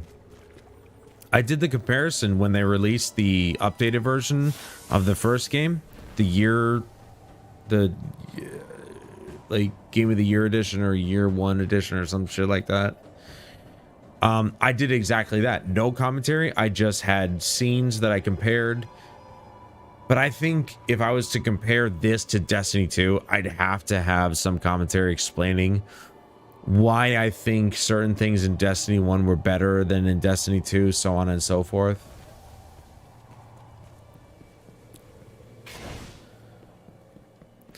When it comes to comparison videos, I don't particularly think that it's too late to do a comparison video. Because there can be times where we go back to those games, to the older games, and we're like, damn, you know, like they did some things different and better. Whereas like I could easily do a comparison video of Dead Island 1 from the PS3 and Dead Island Definitive Edition from the PS4, and there's a very obvious comparison. It's such a better experience on the new console. But when you go to the lengths of comparing the original Destiny 1 to Destiny 2, well, then you got something different going on here, because there's a lot of elements that translated over to Destiny 2, or at least that they used in Destiny 2, like the Sparrow. What's different about the Sparrow in Destiny 1 compared to Destiny 2? Well, I personally think the sound effect is actually much better in Destiny 1. This sounds badass, I'm not gonna lie. It's got that warpy, you know, really low, I mean, it really, like it's still a vehicle, whereas in Destiny 2 it sounds like a fucking rocket ship.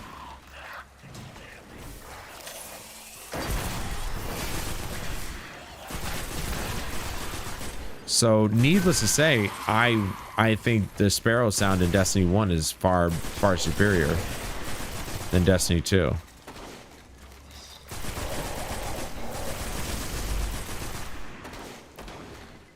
Now, when it comes to classes, the fact that in Destiny 2 you have 2 options per subclass, it's a lot more variety. So I could either have a dome shield like I do in this game as a Titan, or I can have the giant like Captain America shield. Or Reinhardt shield, so to speak. Whereas in this game, it's just the dome shield. You know, you take a look at this. There's the dome shield right there. And then everything below that is simply just an upgrade for the dome shield, or Ward of Dawn as they call it. That's it. There's no other super. It's just the dome shield. So I will give Destiny 2 that much. It has variety. But there's also a downside to that, is that it becomes overwhelming for a lot of new players. Now, obviously, I'm used to the whole armor mods and stuff like that, but imagine a new player jumping into Destiny 2 and being like, the fuck is an armor mod? What do I do here? What's good? What's bad? You know, it's just like they've simplified it, but it's still complex. You know, it takes somebody like me 20 minutes, somebody who somewhat understands the system, takes me 20 minutes to just get the right combination of mods. Whereas this game is simply, what gear are you wearing? What upgrades does it have? Does it fit your playstyle? Yes or no? Does this armor actually have upgrades that directly affect this weapon? If not, then you use this piece of armor, and that's it. There's no mods. You don't stick with the same armor. You can have a variety of different pieces of armor, and then with the shaders, which are free, you can actually make it all look the same. But you have this unique look about you, you know what I mean? All right, Obi-Wan. I like that Crobcat style of finding a clip or piece of audio that explains it and has something to call out and show rather than tell. I've said this for what feels like years now, but Destiny 2 is so new player hostile that it's just not worth it for me to try to get back into the game. It's only gotten worse. And you're not the only one. I definitely second that notion, and a lot of YouTubers second that notion, that new players are kind of screwed when it comes to Destiny 2. You know, they had the New Light campaign when Beyond Light came out. That wasn't good enough. Now, my rebuttal to the whole idea of like it's not new player friendly is simply just look at the quest log. I am going to have to get some water. I'll be right back. My throat is very dry.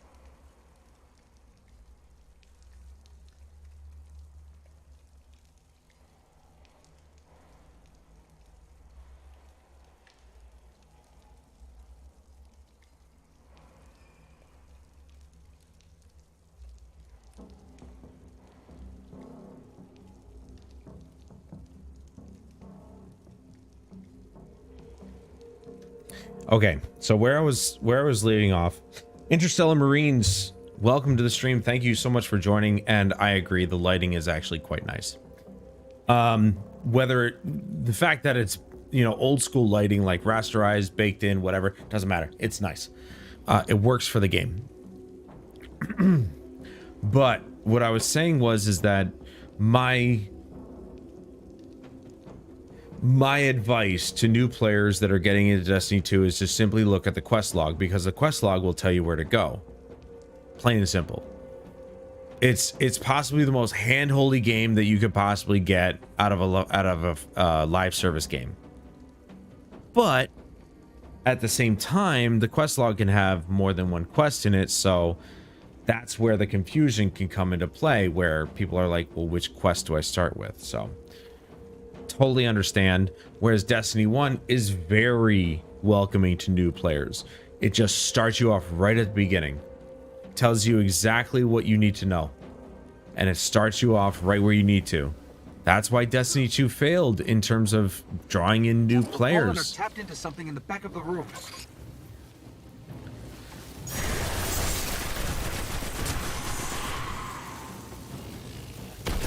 That's where Destiny 2 failed.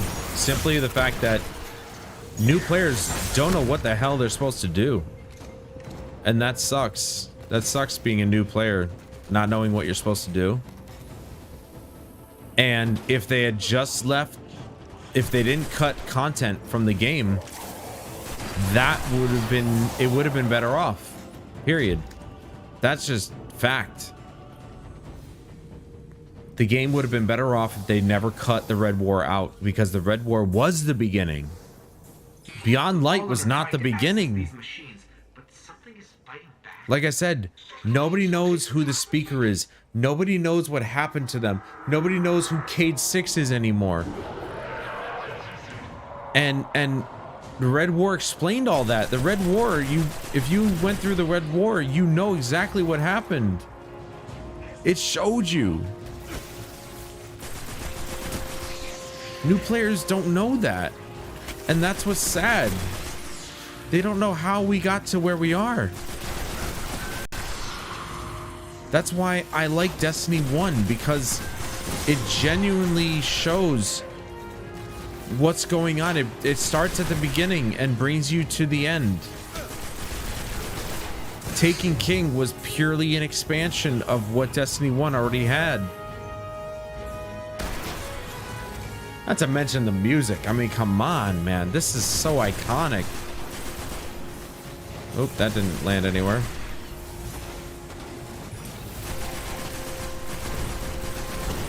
The music is so iconic. I love it. I love it. Destiny 1 had it all, man. I swear to God. This is such a trip down memory lane. And again, the game was difficult, but for difficulty's sake, not because they wanted it to make it difficult. This is, I'm not having a hard time, obviously, but these enemies aren't tough to a point where it's like, oh, they take forever and I died like 10 times. That's what Lightfall did, and it ruined the game for Destiny 2.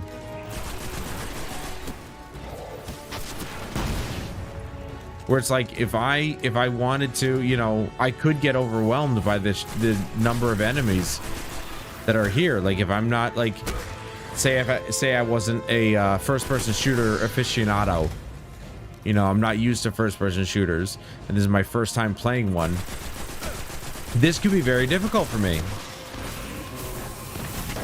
But because, you know, I am a first-person shooter player, it's not very hard.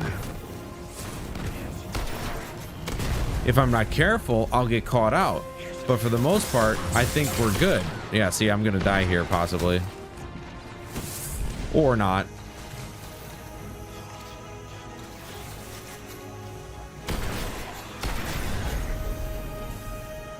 My super got charged already? Holy crap.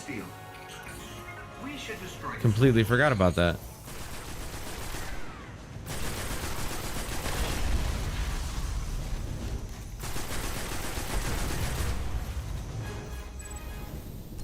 They didn't get much.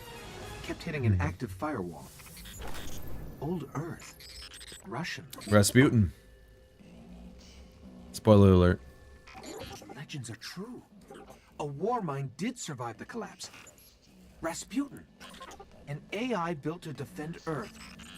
He faced the darkness and survived. And he's protecting something here in the Cosmodrome. We have to find a way to reach him. The subtitles cut out a little early there. But overall, what they had with Destiny 1 was simplicity. And I think that's something that they forgot with Destiny 2. With the whole idea of live service, they completely forgot about the simplicity of Destiny 1. And they made it more confusing. And again, maybe not confusing for somebody like me, because I've been playing it for so many years, but definitely confusing to somebody who's new. And that's not right, man. New players shouldn't be confused. New players should be excited to play these games. Should be excited about this. Hey, Chris. You know, they shouldn't be scared to jump into a new game. You know, Huffman, you've played it before, but even you have said it's just too much. Like, you jump in and you're like, what? I'm bombarded with all these quests and all these markers and all these things to do. What do I do first? And that's where they failed with Destiny 2, because they should have never made it into a live service. It should have never been free to play.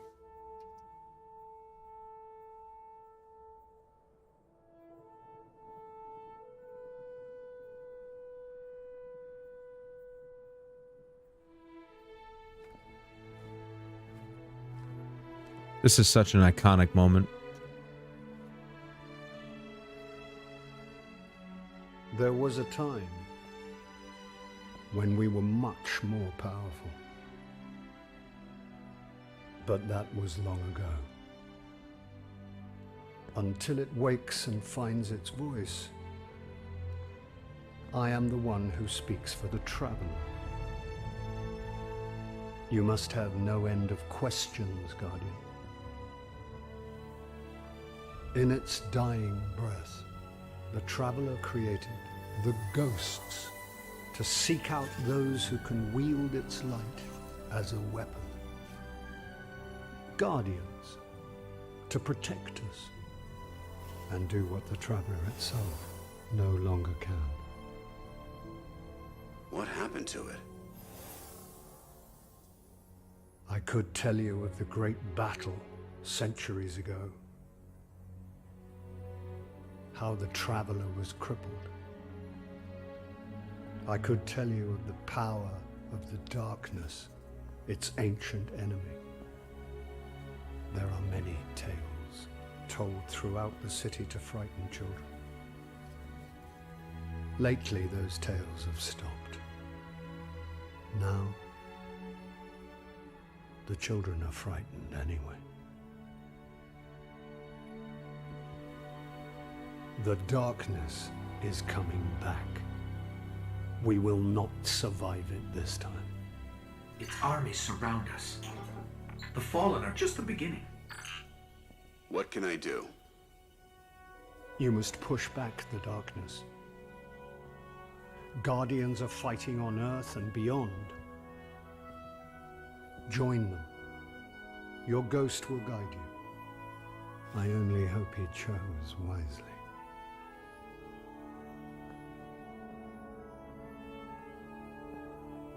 I did. I'm sure of it. We're in this together now.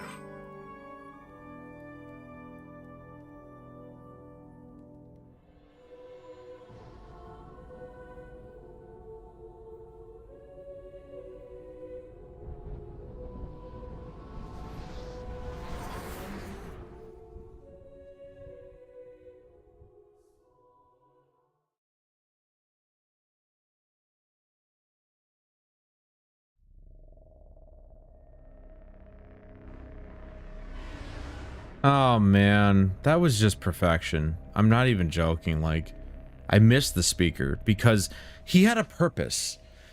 Okay, the speaker. Now, again, if you have not seen it, and we did watch it on the stream a while ago when I was still on Twitch, but My Name is Bife on YouTube. He does a fantastic 3-hour documentary style recap of Destiny's lore pre-Destiny 1 all the way through Shadowkeep. If you have not seen it, I highly recommend it. It will literally explain everything, and it all makes sense if you watch that. This whole idea of what the speaker was talking about, which was the darkness and the war that used to be, so on and so forth, that's all explained. And first of all, I seriously do not recall my character having a voice in this game. I swear to God, he never had a voice. He was a silent protagonist. They never had a voice in this character. And I don't know when they put it in, but I swear to God, it was a silent protagonist. If I'm wrong, please let me know. But I don't recall my character having a voice. But I missed the speaker because he alone spoke, hence the name speaker, for the traveler. The traveler spoke to him like God speaking to an apostle or whatever, or God speaking to Jesus. Like that's basically what this is. The traveler speaks to the speaker, and the speaker tells us what the traveler wants. You're weak and a fool. Once, spoiler alert, once the speaker died in the Red War, that kind of killed all understanding of what the traveler wanted. And so Zavala, Ikora, Cade, they were all trying to figure out what the hell the traveler wanted. Nobody knew because nobody could speak with it except for the speaker. And when the speaker died, it was it was stupid. Let's just put it that way. I'm going to be blunt with it. It was absolutely stupid that the speaker died because it didn't make any sense. Now nobody knew what the traveler wanted. And so the whole way you're just trying to figure it out. And that's just like, why?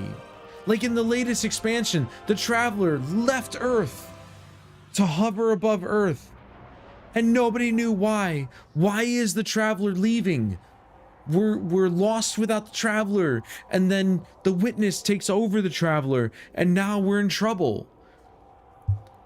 But if we had a speaker to tell us why the traveler left, maybe we'd have more of an understanding and would have been more prepared for the coming of the witness. And it's just like, this is so stupid. The whole thing is a mess, and it all started with the Red War. And that's what bugs the shit out of me, is that Destiny 2, they basically pulled it out of their ass. Here. All right, so here's all the bounties. Here's the, oh, this is something I forgot to mention earlier. Look at what this used to be. Vanguard bounties, Crucible bounties. That's it. There were no ranks for anybody. There were no bounties for anybody. Granted, okay, I like grinding out stuff or whatever. So grinding out the ranks for Zavala and Banshee 44 and all that doesn't bother me. But it used to be this simple. You had the Vanguard bounties, you had the Crucible bounties, and it didn't matter if you did the Vanguard bounties in the strikes or if you just went to a planet and just did all this shit. The fact of the matter remains is that you had one job for each of the bounties, and that was just to do them. That wasn't specific to strikes or Crucible events, well, except for Crucible, obviously, but it wasn't specific to one activity. It was just there, you know. The speaker did say in the Red War that I speak for the traveler. I never said the traveler speaks to me. That is, you know what, you're right. That's true. That's true. But that's better than nothing, okay? Because the traveler doesn't speak to anybody else. No time for indecision. How can we help? To be fair, that's better than nothing. And we essentially had nothing after the speaker died. We essentially have nothing. So, discipline, strength. I want discipline, so that way my grenade is available more frequently.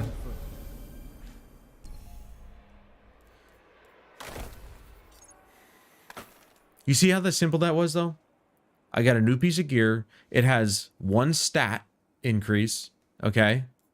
And it starts with green gear. Green pieces starts with the stat increases, and you just figure out what stats you want. Obviously, it's more beneficial if I have resistance. We do want more resistance. But the thing is that, well, actually, there is no such thing as resistance in this game. I forgot. It's the 3 stats. You got intellect, discipline, or strength. Strength reduces the cooldown time of disintegrate, allowing you to use it more often, which is, I believe, your melee ability. Discipline is for grenades, and intellect is for the Ward of Dawn or your super. I don't know. I might actually want my super to be more available more frequently.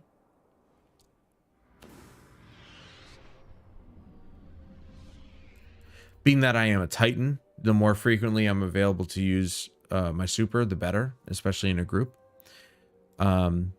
Whereas in Destiny 2, the grenade is actually more prevalent just because it allows you to heal and potentially gain an overshield. Whereas this game, as far as I know, the only way to gain an overshield is through your super. So I may actually want more intellect. But I didn't have a piece for intellect anyway, so I'll take what I can get for now. And discipline it is. Increase reload speed with scout rifle. Yeah, whatever.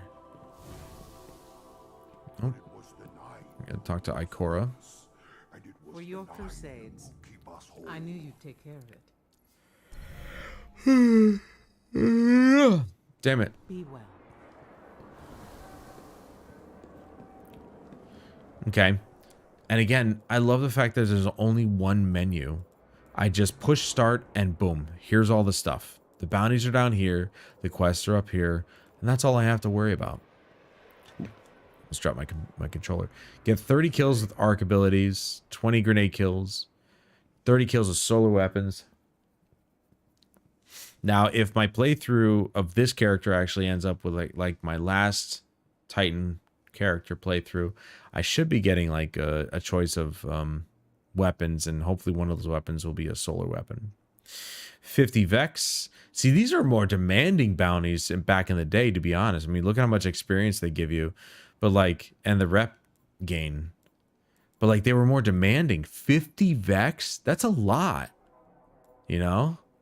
Whereas bounties actually got a lot easier in Destiny 2. 10 Vex majors or ultras. That means basically grinding out certain strikes if you know where to look.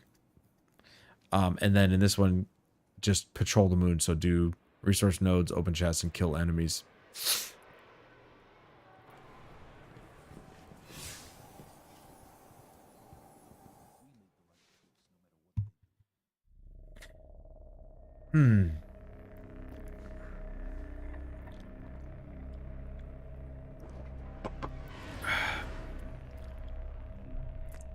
I just think that there were so many things about this game that they did right the first time. I truly believe that. You know, and this is the start of the Taken King, I believe. That's why it has that symbol there.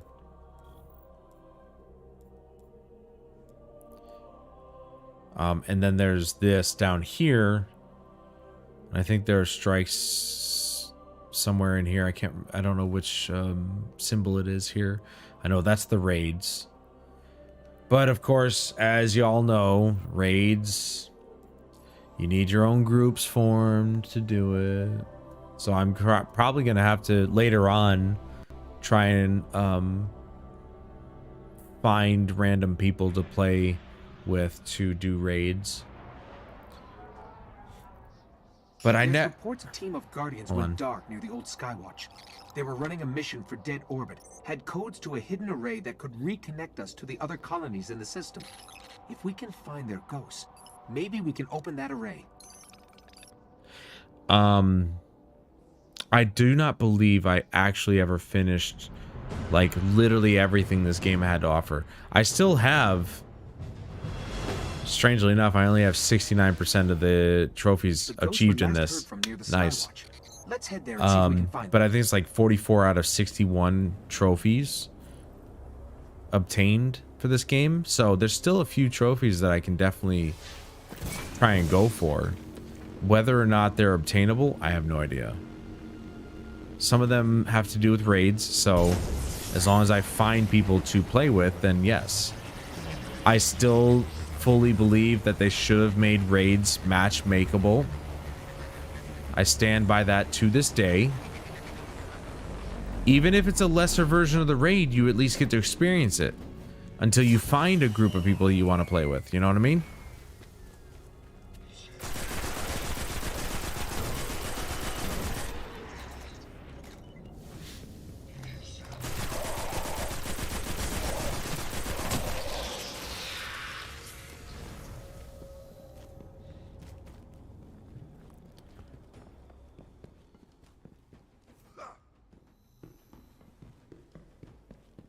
We're heading back through that hive breeding ground. The Vanguard say they're spilling onto the surface now, keeping the Fallen busy.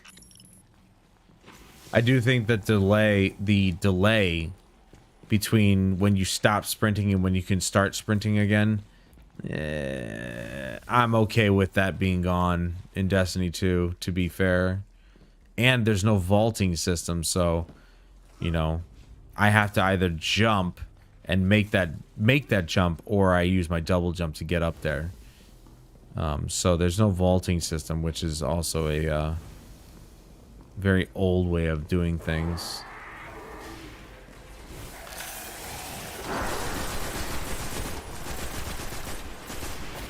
Why is he not dead? Come on, dude, die already.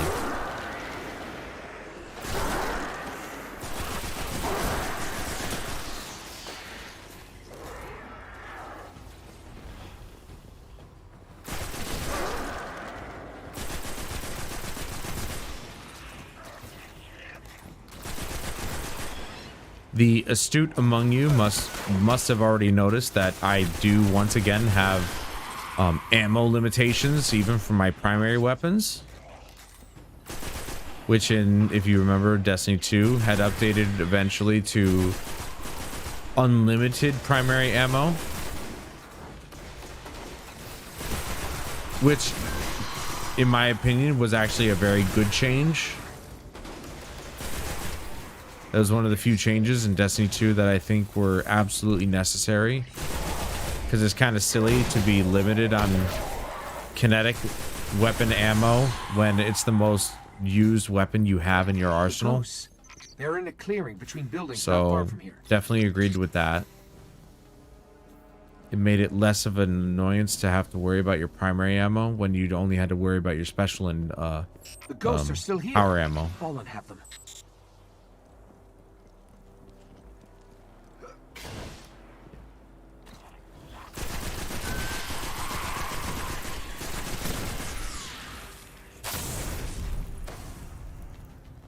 It's dead. Keep hunting.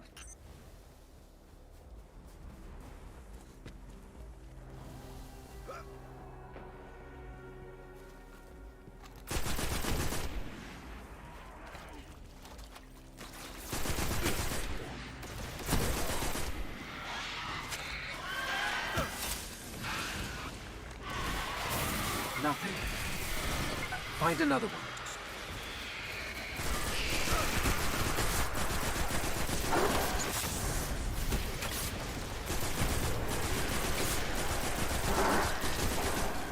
But on the other side of the spectrum, I do actually think it's interesting to have a limitation This one on still your holds the primary codes. ammo weapon Let's find the array. to kind of like make you think, oh, you know, I'm using a lot of ammo here. I better be careful. You know, and it makes you think about your ammo reserves, at least even just a little bit. But as you can see, it drops so frequently that it's really not too much to worry about. See, it has to be like a... Oh, that was... I thought he killed himself. I'm like, what the hell?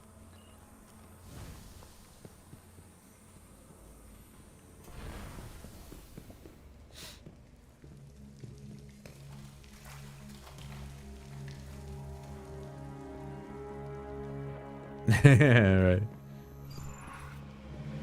I do think that the only way my melee ability works though is if I can actually kill them with it. Then I get the force barrier.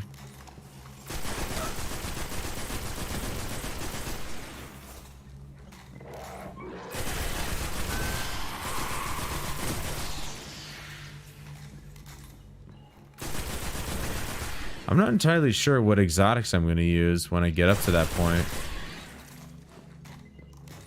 So I think I showed earlier, I do have some on the back burner that I've unlocked with my my hunter. By the way, again, I didn't know this, but what's really cool about the most recent PlayStation 5 update is that it shows you how many hours you spent in each game on the main screen as opposed to going into your player profile now. I've spent over 300 hours on this game. I had no idea. I seriously didn't realize I spent that much time on this game. And I barely unlocked any of the exotics in it, which is kind of insane. To think that I spent that much time on this game and barely unlocked any of the exotic weapons or armor. I just thought that was very interesting to look at. I'm like, wow, 300 hours and I've almost got none of the exotics unlocked. That's kind of sad.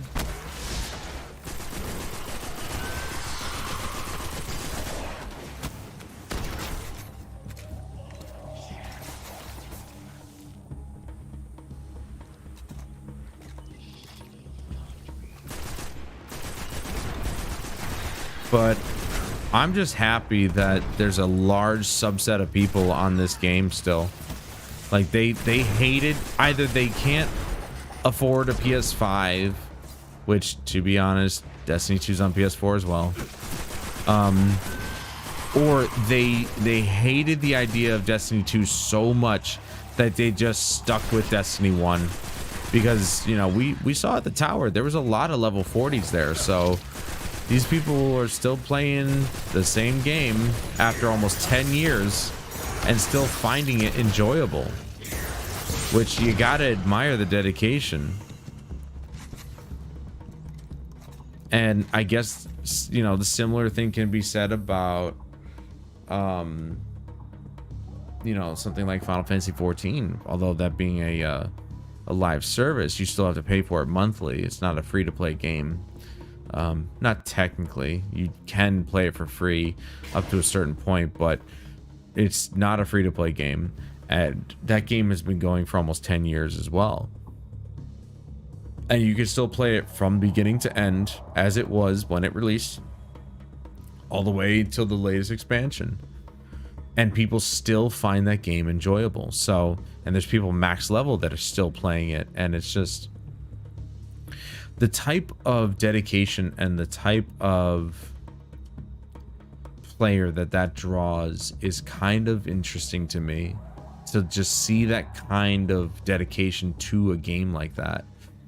And this is a very good example, being that you still have to pay for this game, base game and expansion, or you just buy the Taken King version, you get all of it. But the fact of the matter remains, you still have to pay for it to play it. It's a pay-to-play game, whereas Destiny 2 is a free-to-play game. No, I'm not talking about 1.0. I'm talking about A Realm Reborn. I know what 1.0 is. I tried it. It was awful. I do still wish I had an actual copy of that game, because that's a historical piece of, you know, gamer history. But yeah, I know, but you know what I'm talking about, Huffman. Don't take it literally. You know what I mean. I know what 14.1.0 is. If I was going to talk about 14.1.0, I would have said 1.0. When I say 14, I refer to the only version that exists today. There's the controls. I'll see if these codes still work.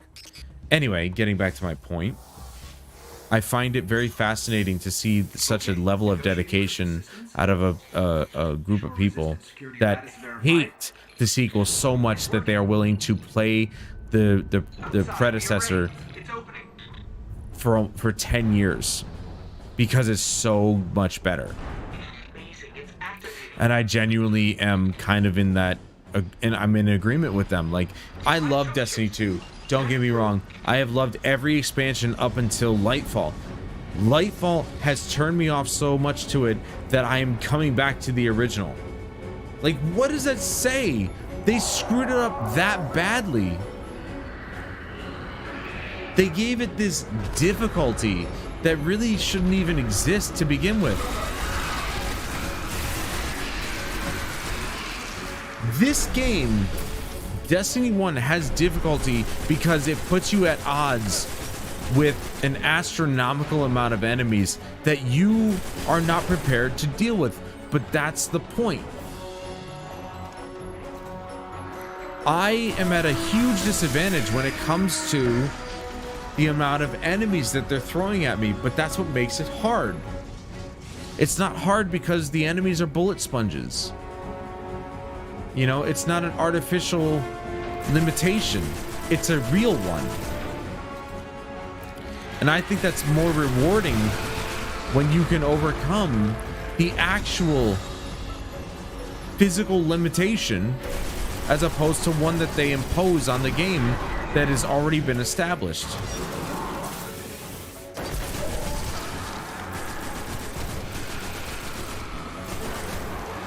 Destiny 2 had an established level of difficulty. You had the cannon fodder enemies like these guys right here. Red health bar, easy to kill. They're there to build up your abilities, build up your super or whatever, so that you can use it on the harder enemies, the minor bosses and the major bosses. But when everything is artificially inflated to be difficult, it's not fun anymore. You're just dying 9 times out of 10. Dude, this music is epic.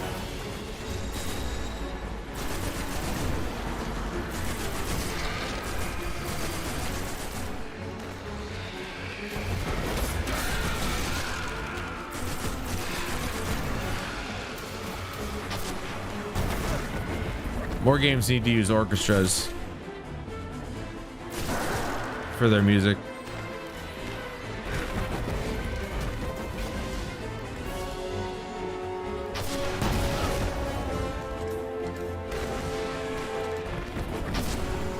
Whiff.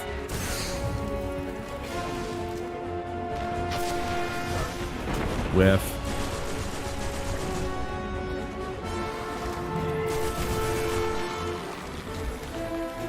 I think we're clear. You need to see this.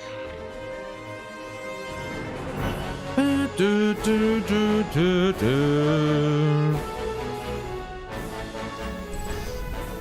This array is controlled by the last Warmind, Rasputin. It's connecting to defense Such an constructs all across the system. awesome battle music. It's so awesome. It is 12:15. Yes, I know what time it is. What should I eat? Arbiter of my stomach, I beseech thee. I don't know. I don't even know what you have.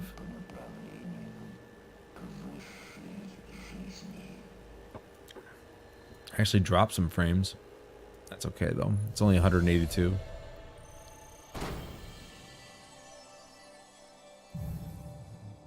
I mean, I'll tell you what I had, which I broke my rule of never eating after 8, only because I was quite hungry and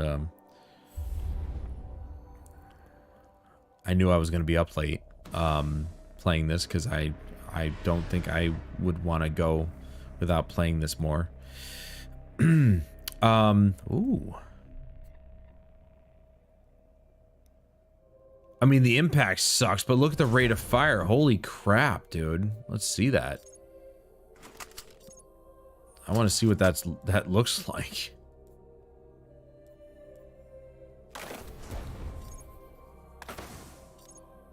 What I had was Tyson Anytizer plain. Okay, so that way there's no sugar involved.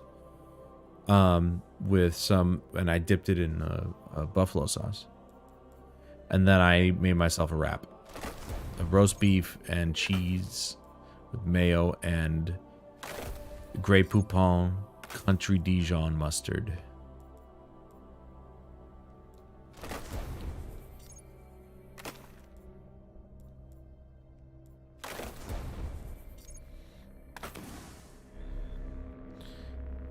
I mean, no, I probably just definitely didn't need the wrap, but I was like, I'm still hungry and I would like to have this. So I said, screw it. I made myself one. Because if I was going to keep drinking beer, I was going to keep eating something so it would absorb the beer.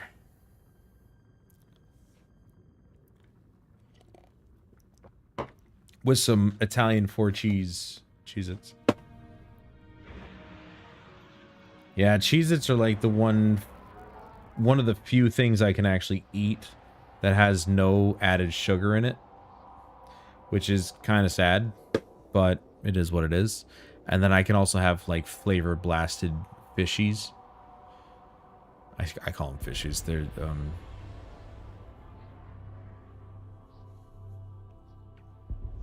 fishes. The snack that smiles back.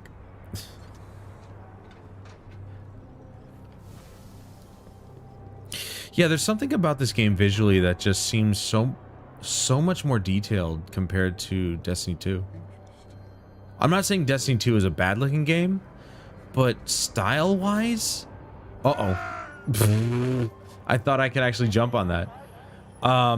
Style-wise, Destiny 1 really looks good and possibly better than Destiny 2. And I think that's I mean, look at these shadows. These look way cleaner than in Destiny 2. I'm not joking. Like, Destiny 2 shadows sometimes can look very janky. Like, very jagged, very low res. These are sharp. And I'm not saying, like, obviously, this is incorrect. Technically, the shadow would be sharp at the base here and then taper off into a more diffused shadow as it got further away from the light source.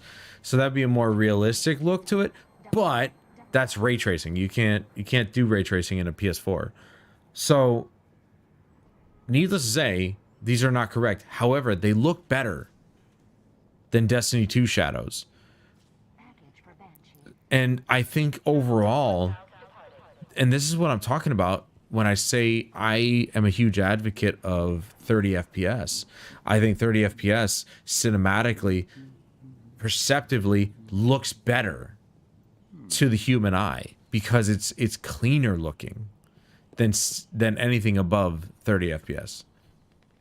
What do you need, Titan? Safe. Oh wow, motes of light. I completely forgot about those. Holy crap. Yeah, I don't want to do a pulse rifle. It's less than anyway. Wow, motes of light. You guys remember those? Like, holy shit, that's old school. All right, I'm going to stick with the magnetic grenade. It's like one of my favorites anyway. Not going to go with the spike grenade. I'm actually wondering, does he have... Let's get started. No, he does not. I mean, he's got these, but doesn't have any weapons I can use. There's... found orders. Goodbye. Interesting. Zavala will listen now. He has no other choice. The Traveler picked a winner there. I personally think that if they stuck with keeping Destiny 2 or keeping Destiny as a franchise a pay to play. You pay one fee, you get to play it like they did with Destiny 1 and at the beginning of Destiny 2, then I think it'd be a much better game. Just in terms of its quality, and especially with the servers. I mean, I don't think the servers on here are affected by the servers on Destiny 2, but I'm seeing very similar issues. Lord of Wolves is in this? Oh my god, I had no idea the Lord of Wolves exotic was here. I love that shotgun. Anyway, in the Soros regime, that's a classic. I genuinely do not believe that we would see this. I don't know how we're seeing similar connection issues with these servers on Destiny 1 as is with Destiny 2. Like, I'm constantly getting that trying to connect to the Destiny servers error code or error message, which I got even though I wasn't streaming. So I know it's not me.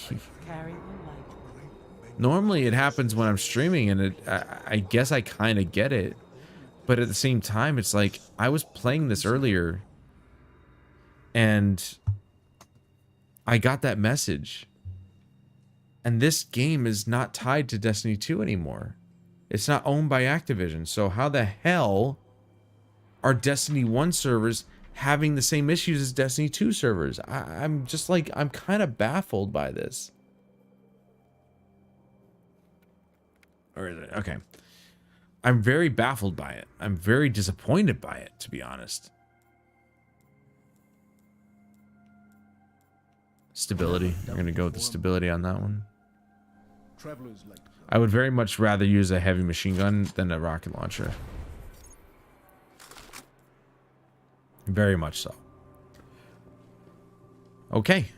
This is... Oh, God, I love this. I seriously love the fact that there's one fucking menu. Because in Destiny 2, you got Start, which is your character, your collections, your triumphs, your options menu. Like, that's the Start menu. And then you hit the touchpad, and it's your roster, or, you know, friends list, so on and so forth. Your quest log, your map, your, like... I'm so happy that I pushed Start, and everything is here. I've got my roster here. I've got my progress or my quests and my bounties and stuff. I've got my character panel. I've got my inventory, and then I've got my settings. It is so much nicer. There it is. Oh, there it is. I just don't know how to do this. That's all I'm saying. Like, that, if there was one thing about this game that I didn't like, is how convoluted the exotic quests were. I don't know how to do this. It doesn't really say anything about it. It says schematics for the Kvostov 7G weapons series. This could prove useful. What the fuck does that mean? How do I do this? How do I get this weapon? I would love to know how, because that seems fantastic. Do you hear that? Voices. Sounds like chanting. I don't know. I don't know how I do it.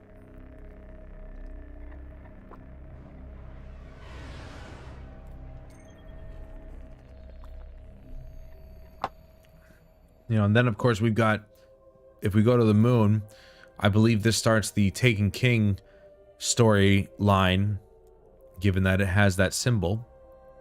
And this is the main storyline right here. So we're going to do the Devil's Lair, which I've done 10,000 times.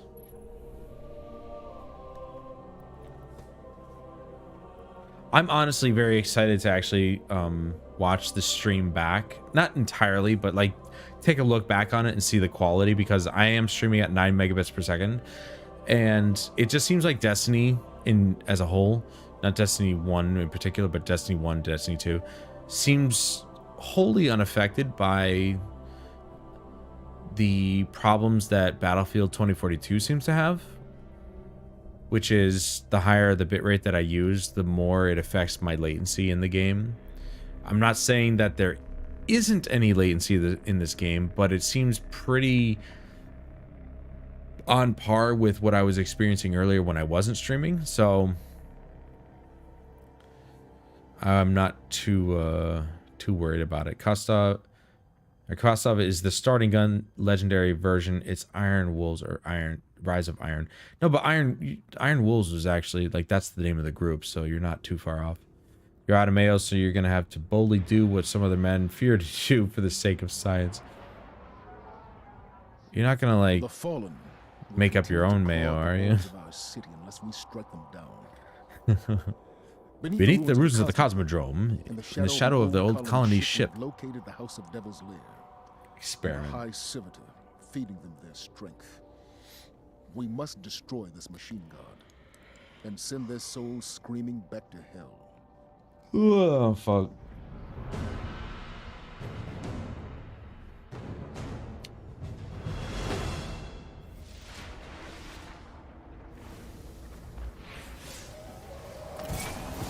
Am I by myself? Oh, no, there they are. Oh, dude. I'm not kidding. The Sparrow sounds so much more meaty. You know what I mean? Like, it sounds meatier. Like, really meaty. It's just like, got some to it, you know? Like Tim Allen. It's got some balls to it, you know what I mean? Fallen and Hive. Let's hope we can avoid the crossfire. No, no, no. I welcome the crossfire. That's the fun part.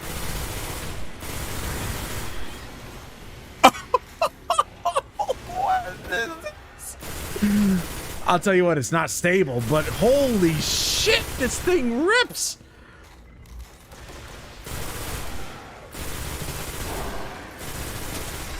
See, it doesn't have the impact, so there's no damage to it, but damn! The longer I hold the trigger, the easier it is to at least stabilize. Oh my god, it's got literally no damage.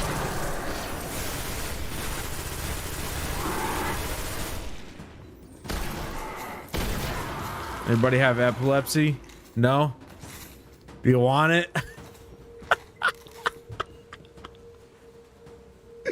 What the fuck is this weapon? I've never seen a weapon shoot this fast. I'm not even joking. Why am I doing this by myself? Why has nobody actually joined me?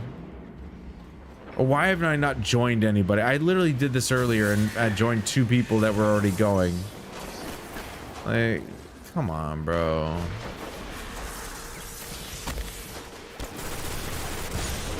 Okay, well, freaking dude, the snipers, man.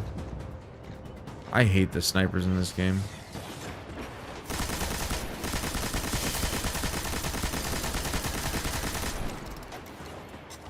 I mean, to be fair,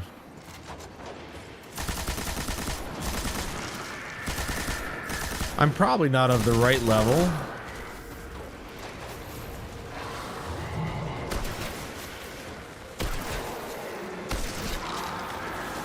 Yeah, I actually remember shotguns being pretty weak in this game compared to Destiny 2, where they definitely updated it or upped the ante on shotguns and really made them a powerhouse weapon system.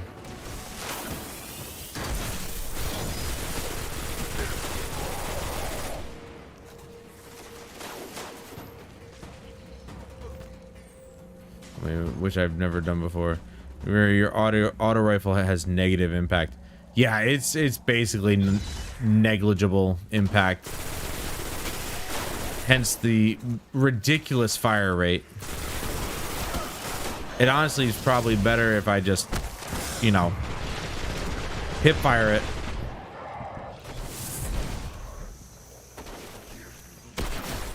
It is honestly better if I just hip fire it.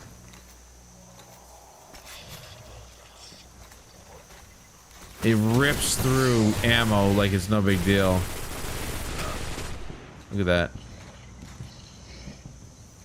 But it does like no damage. Oh man, I thought this weapon was gonna be cool. I'm not gonna lie. I thought it was gonna be cool. It's kind of shit. It is kind of bad. I've never, dude, look at that impact. It's so low. That's the balance right there, which is, honestly, I don't know if that's a good balance.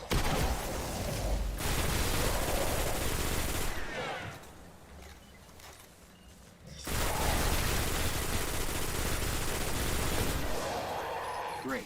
The way out of here is sealed. Dude, there's no way that I didn't pair with people to do this. I'm seriously going to do this by myself? I hate that idea. This is bad. I'm just going to wait up here. Complex. I'll need time. Smoked turkey, mustard of the ordinary variety, dill relish, and some cilantro, lime, pepper, salt blend. Sounds pretty good to me. Oh my god, dude. Then there's these guys back there. Yeah, I'm not gonna be able to hit anything like that.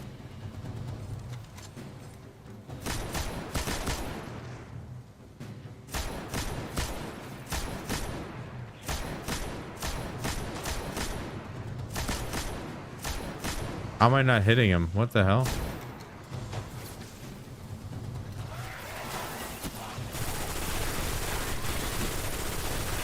Like the little guys I can take care of, you know, they're whatever. But the big guys, I need to actually like use my special weapons, my heavy weapons. I'm gonna die right here. I don't know. Well, I mean, yeah, I guess, but it's just like, come on, you know? I don't know why it didn't pair me with somebody. There were so many people in the freaking tower. You mean to tell me nobody is actually doing this activity? Because I can guarantee you there's some people who are doing it. You saw the new people. I know I did. Complex. I'll need time.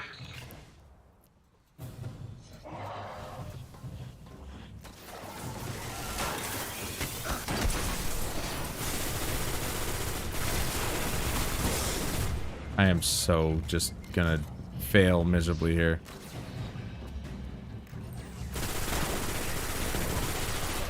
Because I had to go with the very, very low damaging weapon because I'm an idiot and I know better than that. The low, not to mention the low damaging weapon that I cannot control.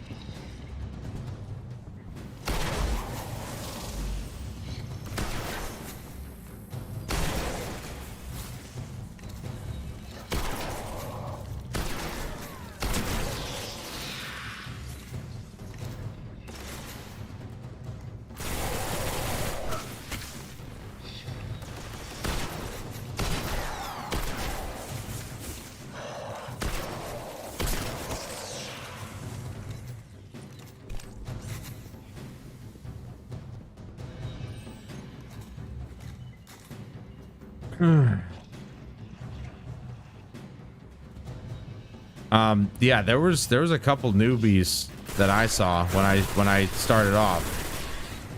They were like level 2 just like me, so I know what I saw. Ah, what the dude, these guys literally came out of nowhere. Great.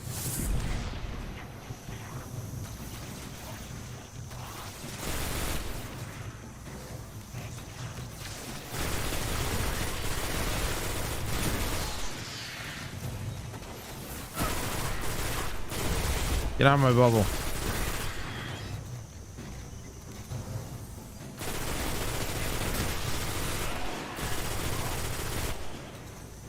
Well, this is something.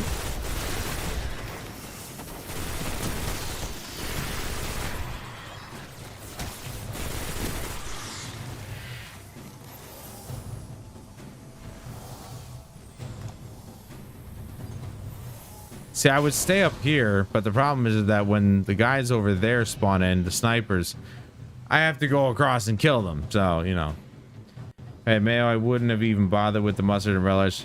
I would have made a simple guacamole and added the blend to it, and I'd be golden. But I'm guessing you don't have that.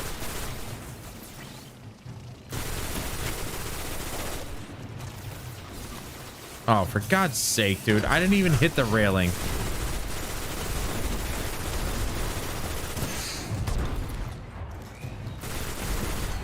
See, the grimoire is still active, but you can't actually look at it online. So it's like, then what's the point? The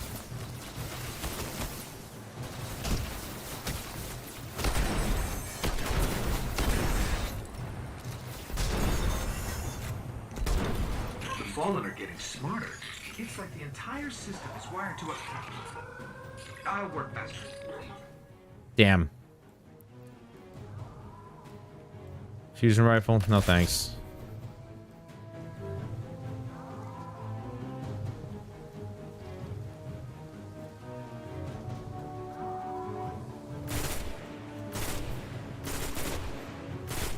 You know, I think I've done this before, where I've chosen the wrong weapon for the job and I just had to sit up here this whole time trying to avoid all enemy contact because I can't kill them fast enough.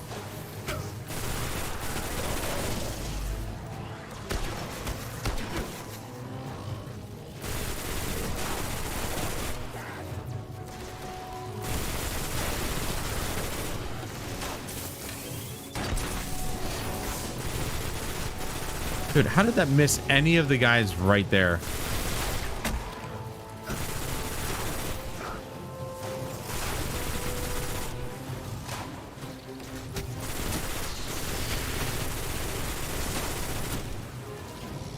See, once I get the gun going, I can at least keep it stable, but...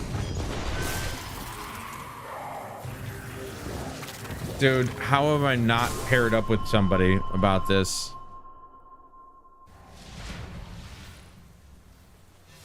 I'm not going to keep doing this. I'm going to keep trying to pair up with people. I don't understand how I'm not pairing up with people on this.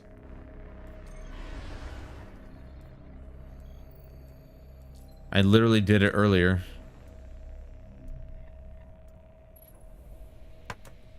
Like, that's what I don't, like, I don't give a shit if I have to wait. Don't put me in by myself.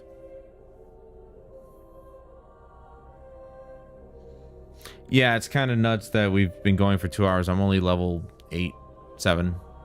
See? I got paired up with 2 more people. Why the fuck didn't it do that before?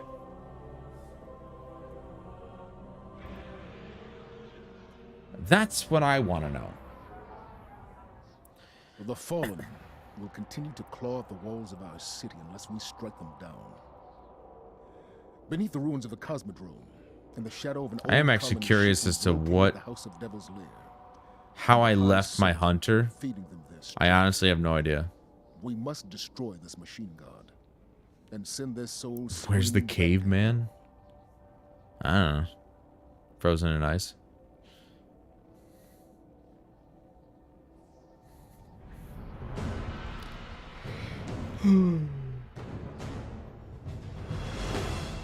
I honestly cannot wait until I get to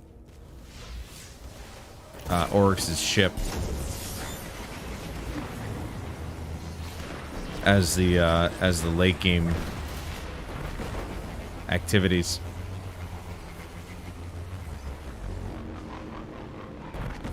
Dude, this sparrow sound was so much better. I'm never gonna get over that. Like the current Destiny 2 sparrow sound, it just sounds like a jet engine, essentially. Which again is fine, but like this one has more futuristic sound to it, you know? It sounds like a future vehicle.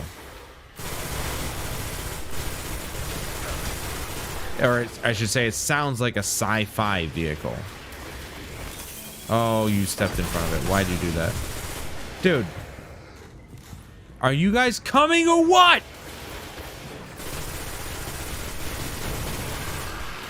I really hate it when people do that. Like, just get on your fucking sparrow and go. What the hell are you doing?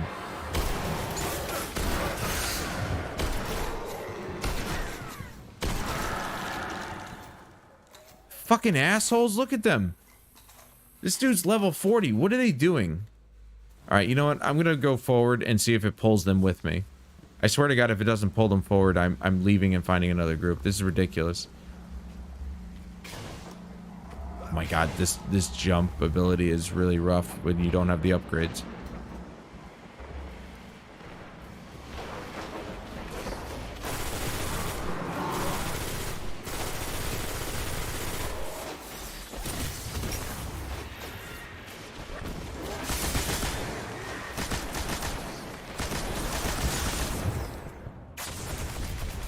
It's about fucking time, you assholes.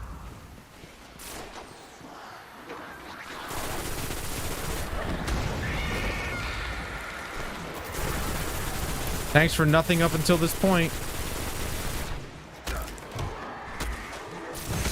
Dude, I can't do damage to these guys to save my life. Holy crap.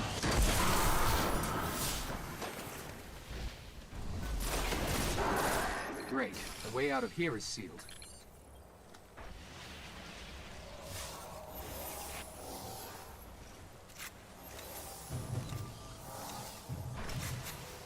Pretty complex. I'll need time.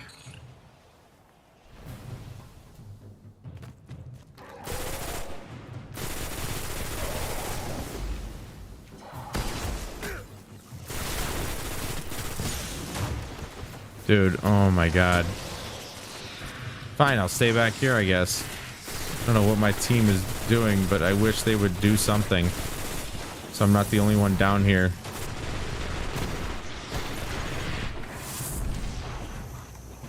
Get out of my freaking shield, dickhead.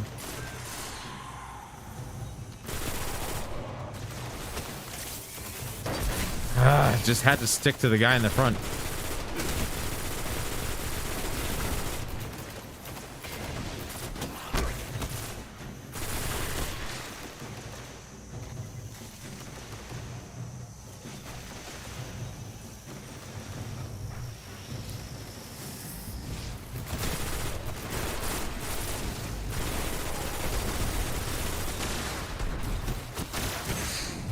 Dude, I'm getting shot in the ass, man. The Fallen are getting smarter. It's like the entire system is wired to a Scout rifle. I'll work back. You know what? I'll go with the scout rifle. Screw it. It is. This thing is just. It is not great. It's really bad, actually. To put it nicely.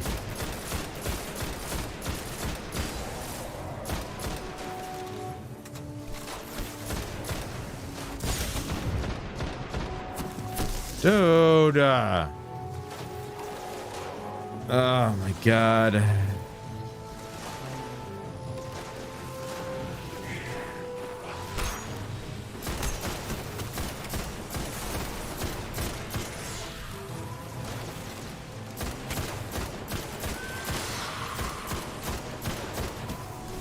Damn it. That was poorly timed. I definitely want to do... I definitely want to do an auto rifle, but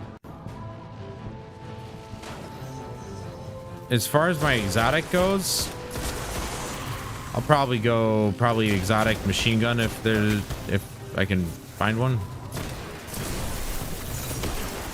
I don't think so, sir. I hate these guys because they do so much damage.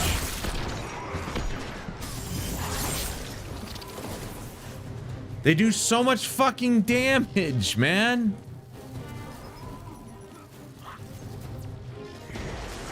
Yeah, fucking level 40 over here should be able to dunk on everything in this room, and he's doing nothing to help. Like, you want to fucking get a pair of balls and get your ass out here and just destroy everything?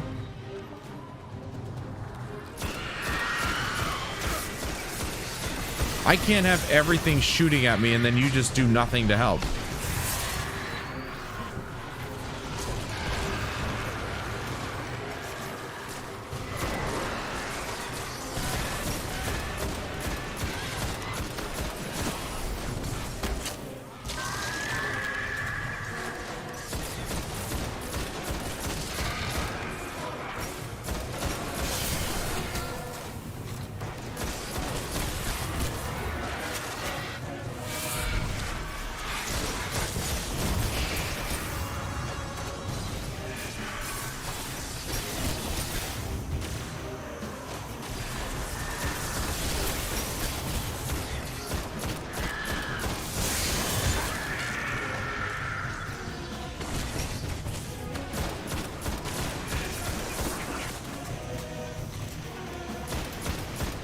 You see how this is hard? This is actually hard and not like, oh, it's hard.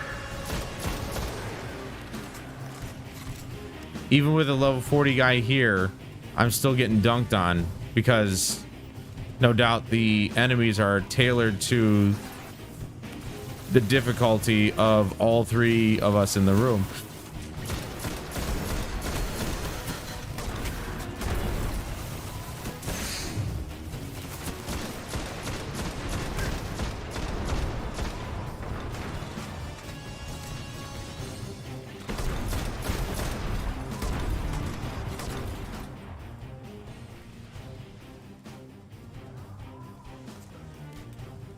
Like, that doesn't seem to be... Like, it is more impact, but it's just not doing a whole lot of damage. I mean, you know, it's doing damage. Not as much as I'm used to, but I am low level, so it's gonna take a bit to get used to that.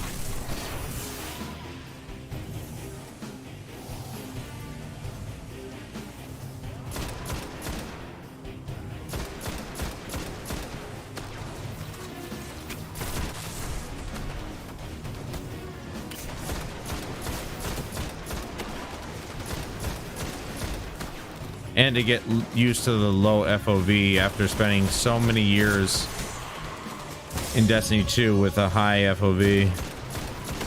That's another tough part. Barrier is down. We can move now.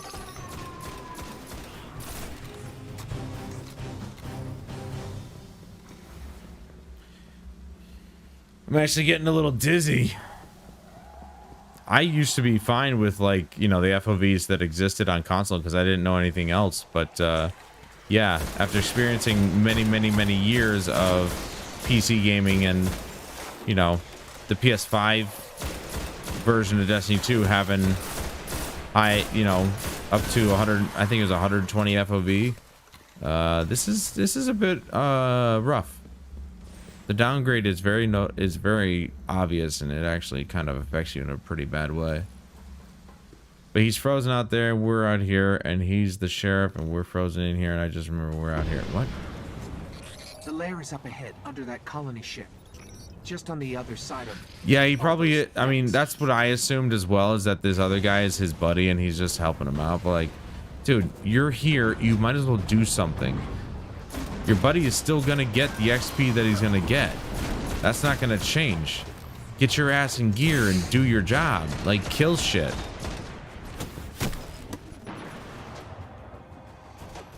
Everything's attacking me. Look at these fucking pussies just sitting in the back, dude. Look, and he still died anyway.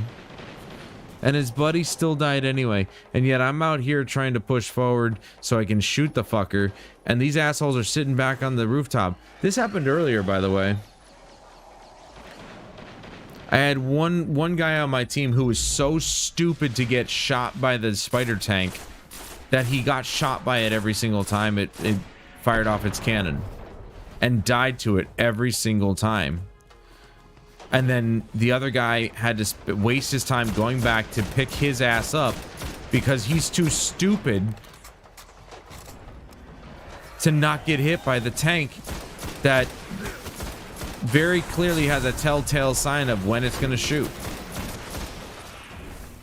Oh, that was way off.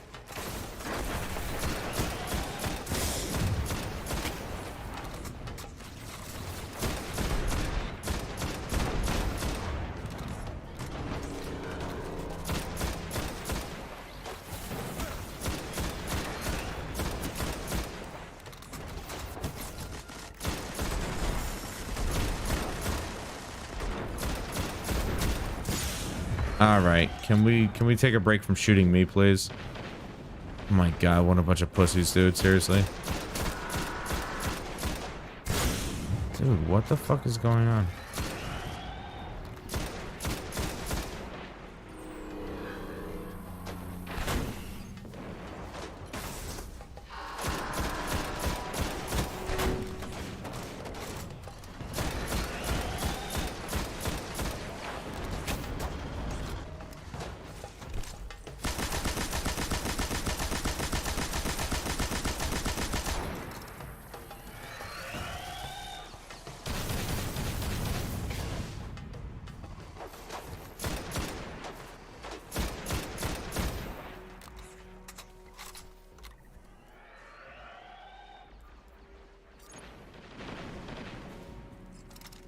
Boy, that didn't give me a whole lot of power ammo, did it? But I can at least use it on him.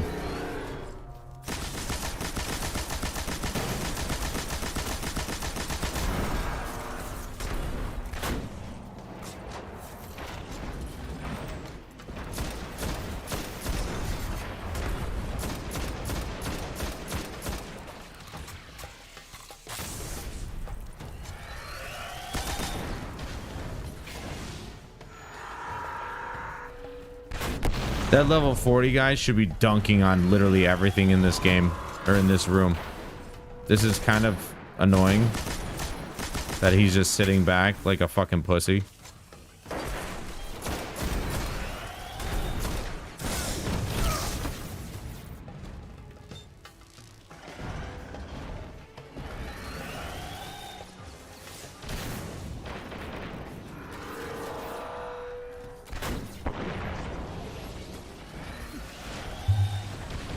Like, this is absurd. We have a level 40 in here who's doing absolutely nothing.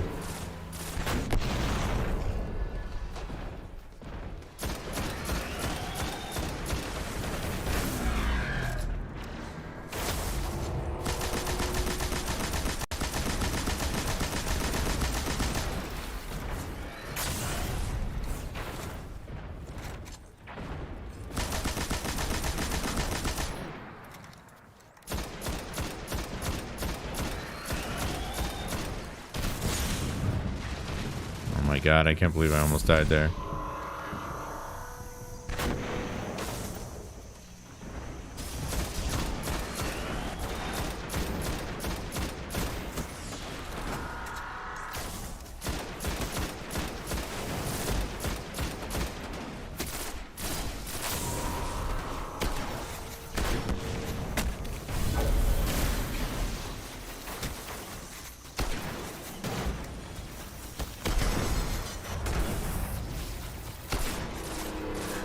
What the flying fuck?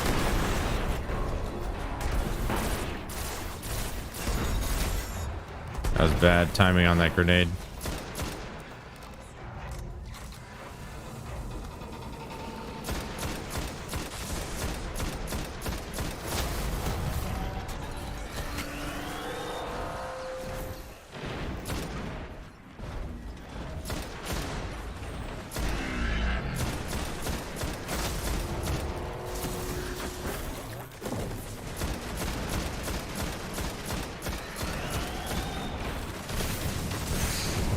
He's shooting right at me.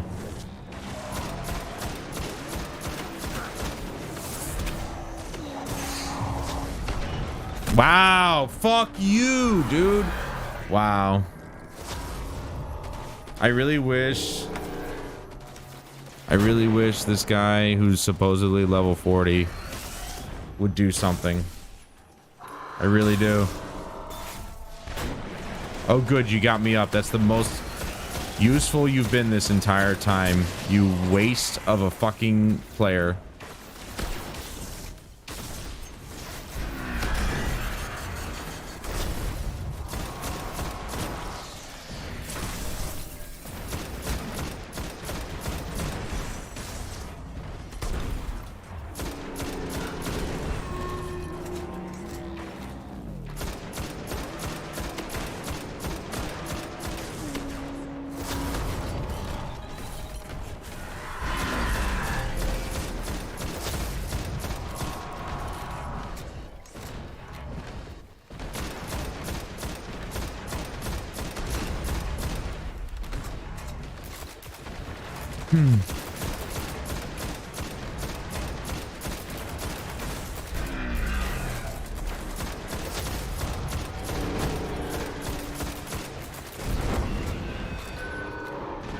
Like, here's the thing.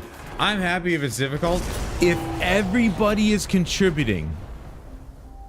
But this fucking asshole over here isn't doing anything to help us. You're level 40, dude. You're overpowered for this already. Do fucking something. I don't give a shit if you kill everything in the goddamn room. Just fucking do it, you dick ass fuck. I don't even know what to say anymore. I have Tourette's, apparently.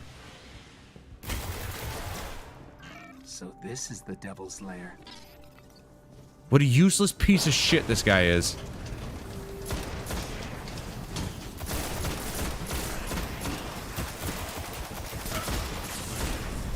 Seriously, I'd be all over this. If I was his level, I'd be fucking all over this. I'd be just destroying everything so that I could get these two low levels through the entire process.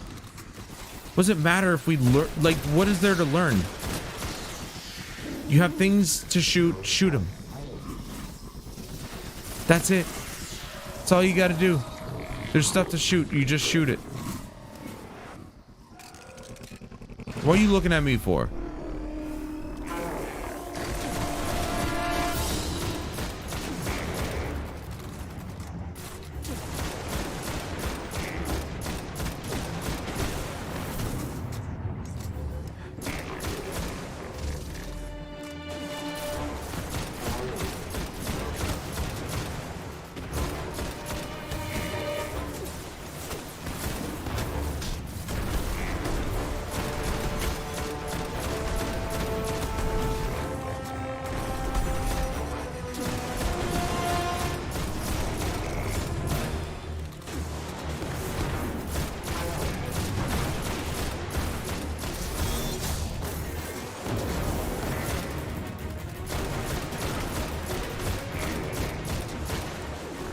Like, do you see this? There's no way this guy is actually not doing full damage to this thing. There's no way, right?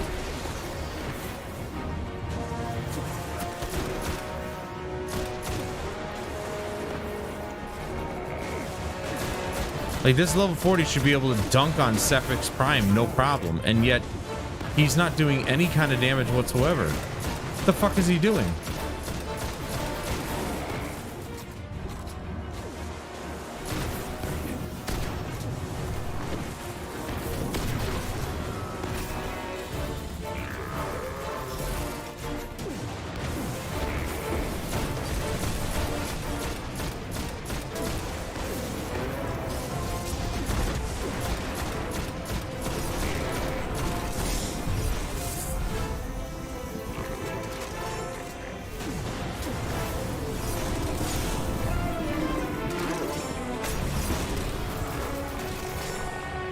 How is that close?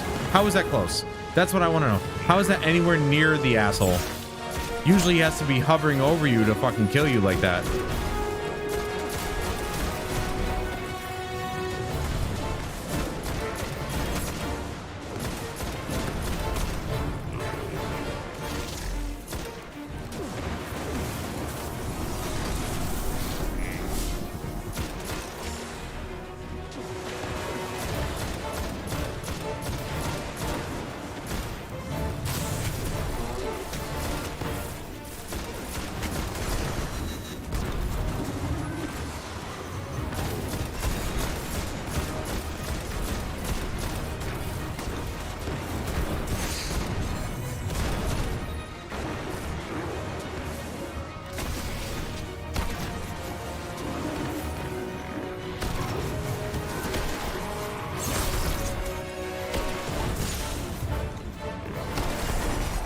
Dude, it's almost worth it not to ADS because your FOV goes even smaller if you ADS.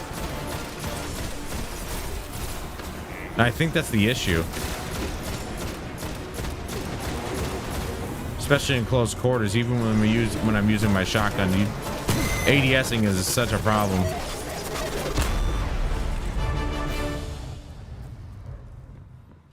Well done.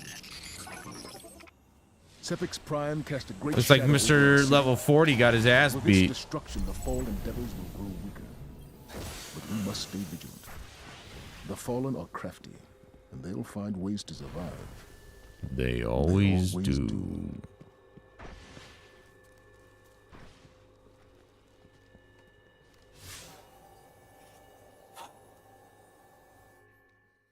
Oh my god, dude. That is so frustrating that I got a level 40 who's just a complete ass bucket. Like, I don't give a shit if you kill everything. Just do it, man. I'm trying to get through this.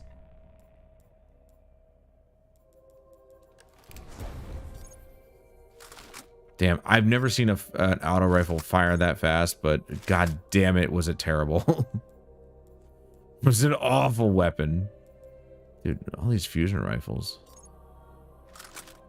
I just don't like fusion rifles at all.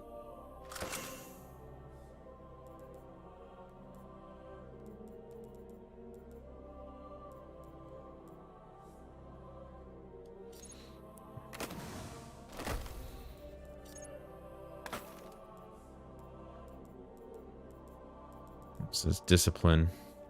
I might actually go into intellect. I might go intellect so I can have my super faster.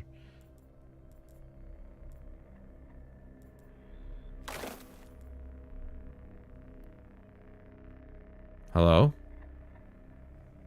See?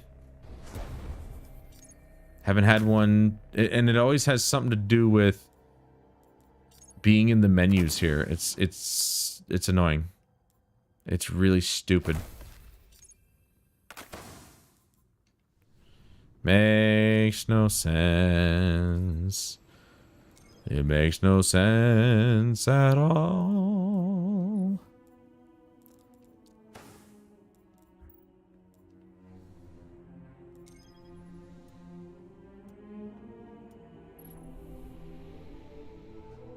Alright, we're gonna go back to the tower and then call it an evening.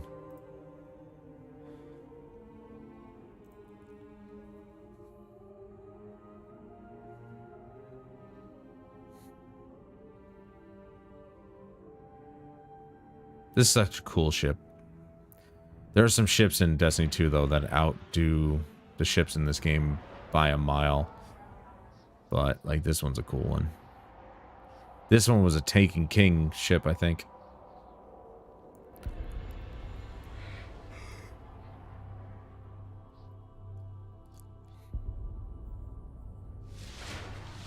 I am hoping that this game never goes offline, but then again, not everything is forever.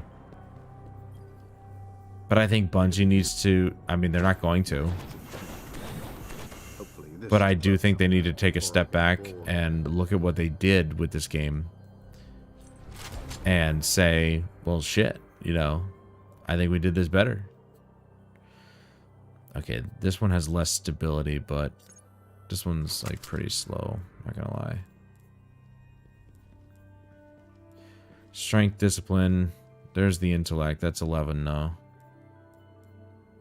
We'll go discipline. If I can't have intellect, I'll go with discipline.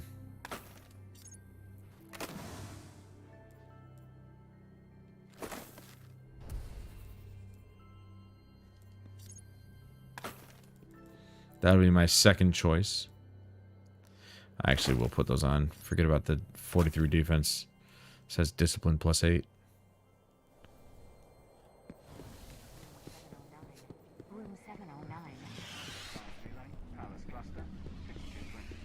Help me, Guardian. Put your head on the spike.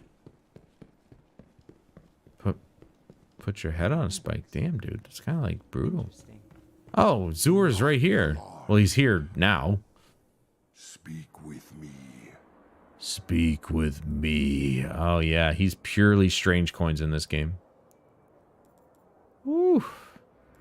Look at this shotgun, huh? Dude, I never really explored the... Like, I always got this, the 3 of coins. Because this was what you wanted. Because this increases your odds of getting an exotic engram. And so you always spent your strange coins here instead of actually, like, buying individual pieces. But I never really explored these pieces before. So, yeah. I mean, getting back into this, I might actually just do that. I might be more apt to like buy outright pieces, but the 3 of coins was like really good, so it's kind of hard to say no to that. Report. Stand strong. Nice. Cooldown is 42 seconds. Dude, if we can max that out, the cooldown on my grenade will be so fast. Okay, all right. we're going to call it there, but I am going to say that I love this game. I am so happy to be back into Destiny 1 instead of Destiny 2. Like, Destiny 2 really pisses me off. I don't understand why they chose to do what they did with the Lightfall expansion, but it was a mistake. It was a mistake, hands down. They ruined it, and I can only hope that they correct it. I'll still play Destiny 2, okay? Because I paid for it. I paid for all 4 seasons. I paid for the expansion, and I'm going to get my money's worth. But they need to fix it. Enough said. Like, they need to revert the difficulty changes that they made. And the only thing that should be difficult in that game are mini bosses and major bosses, or minor bosses and major bosses. The rank and file enemies should not be as bullet spongy as they are. Having said that, I have gone back to my original weapon set, and it's dominating. So, at least there's that. But we still will be playing Destiny 2. We'll do the activities or whatever, the dailies, the weeklies, whatever. But I am loving where Destiny 1 is. I'm like, this is such a blast from the past, and I'm realizing what Destiny 1 had that Destiny 2 can never have.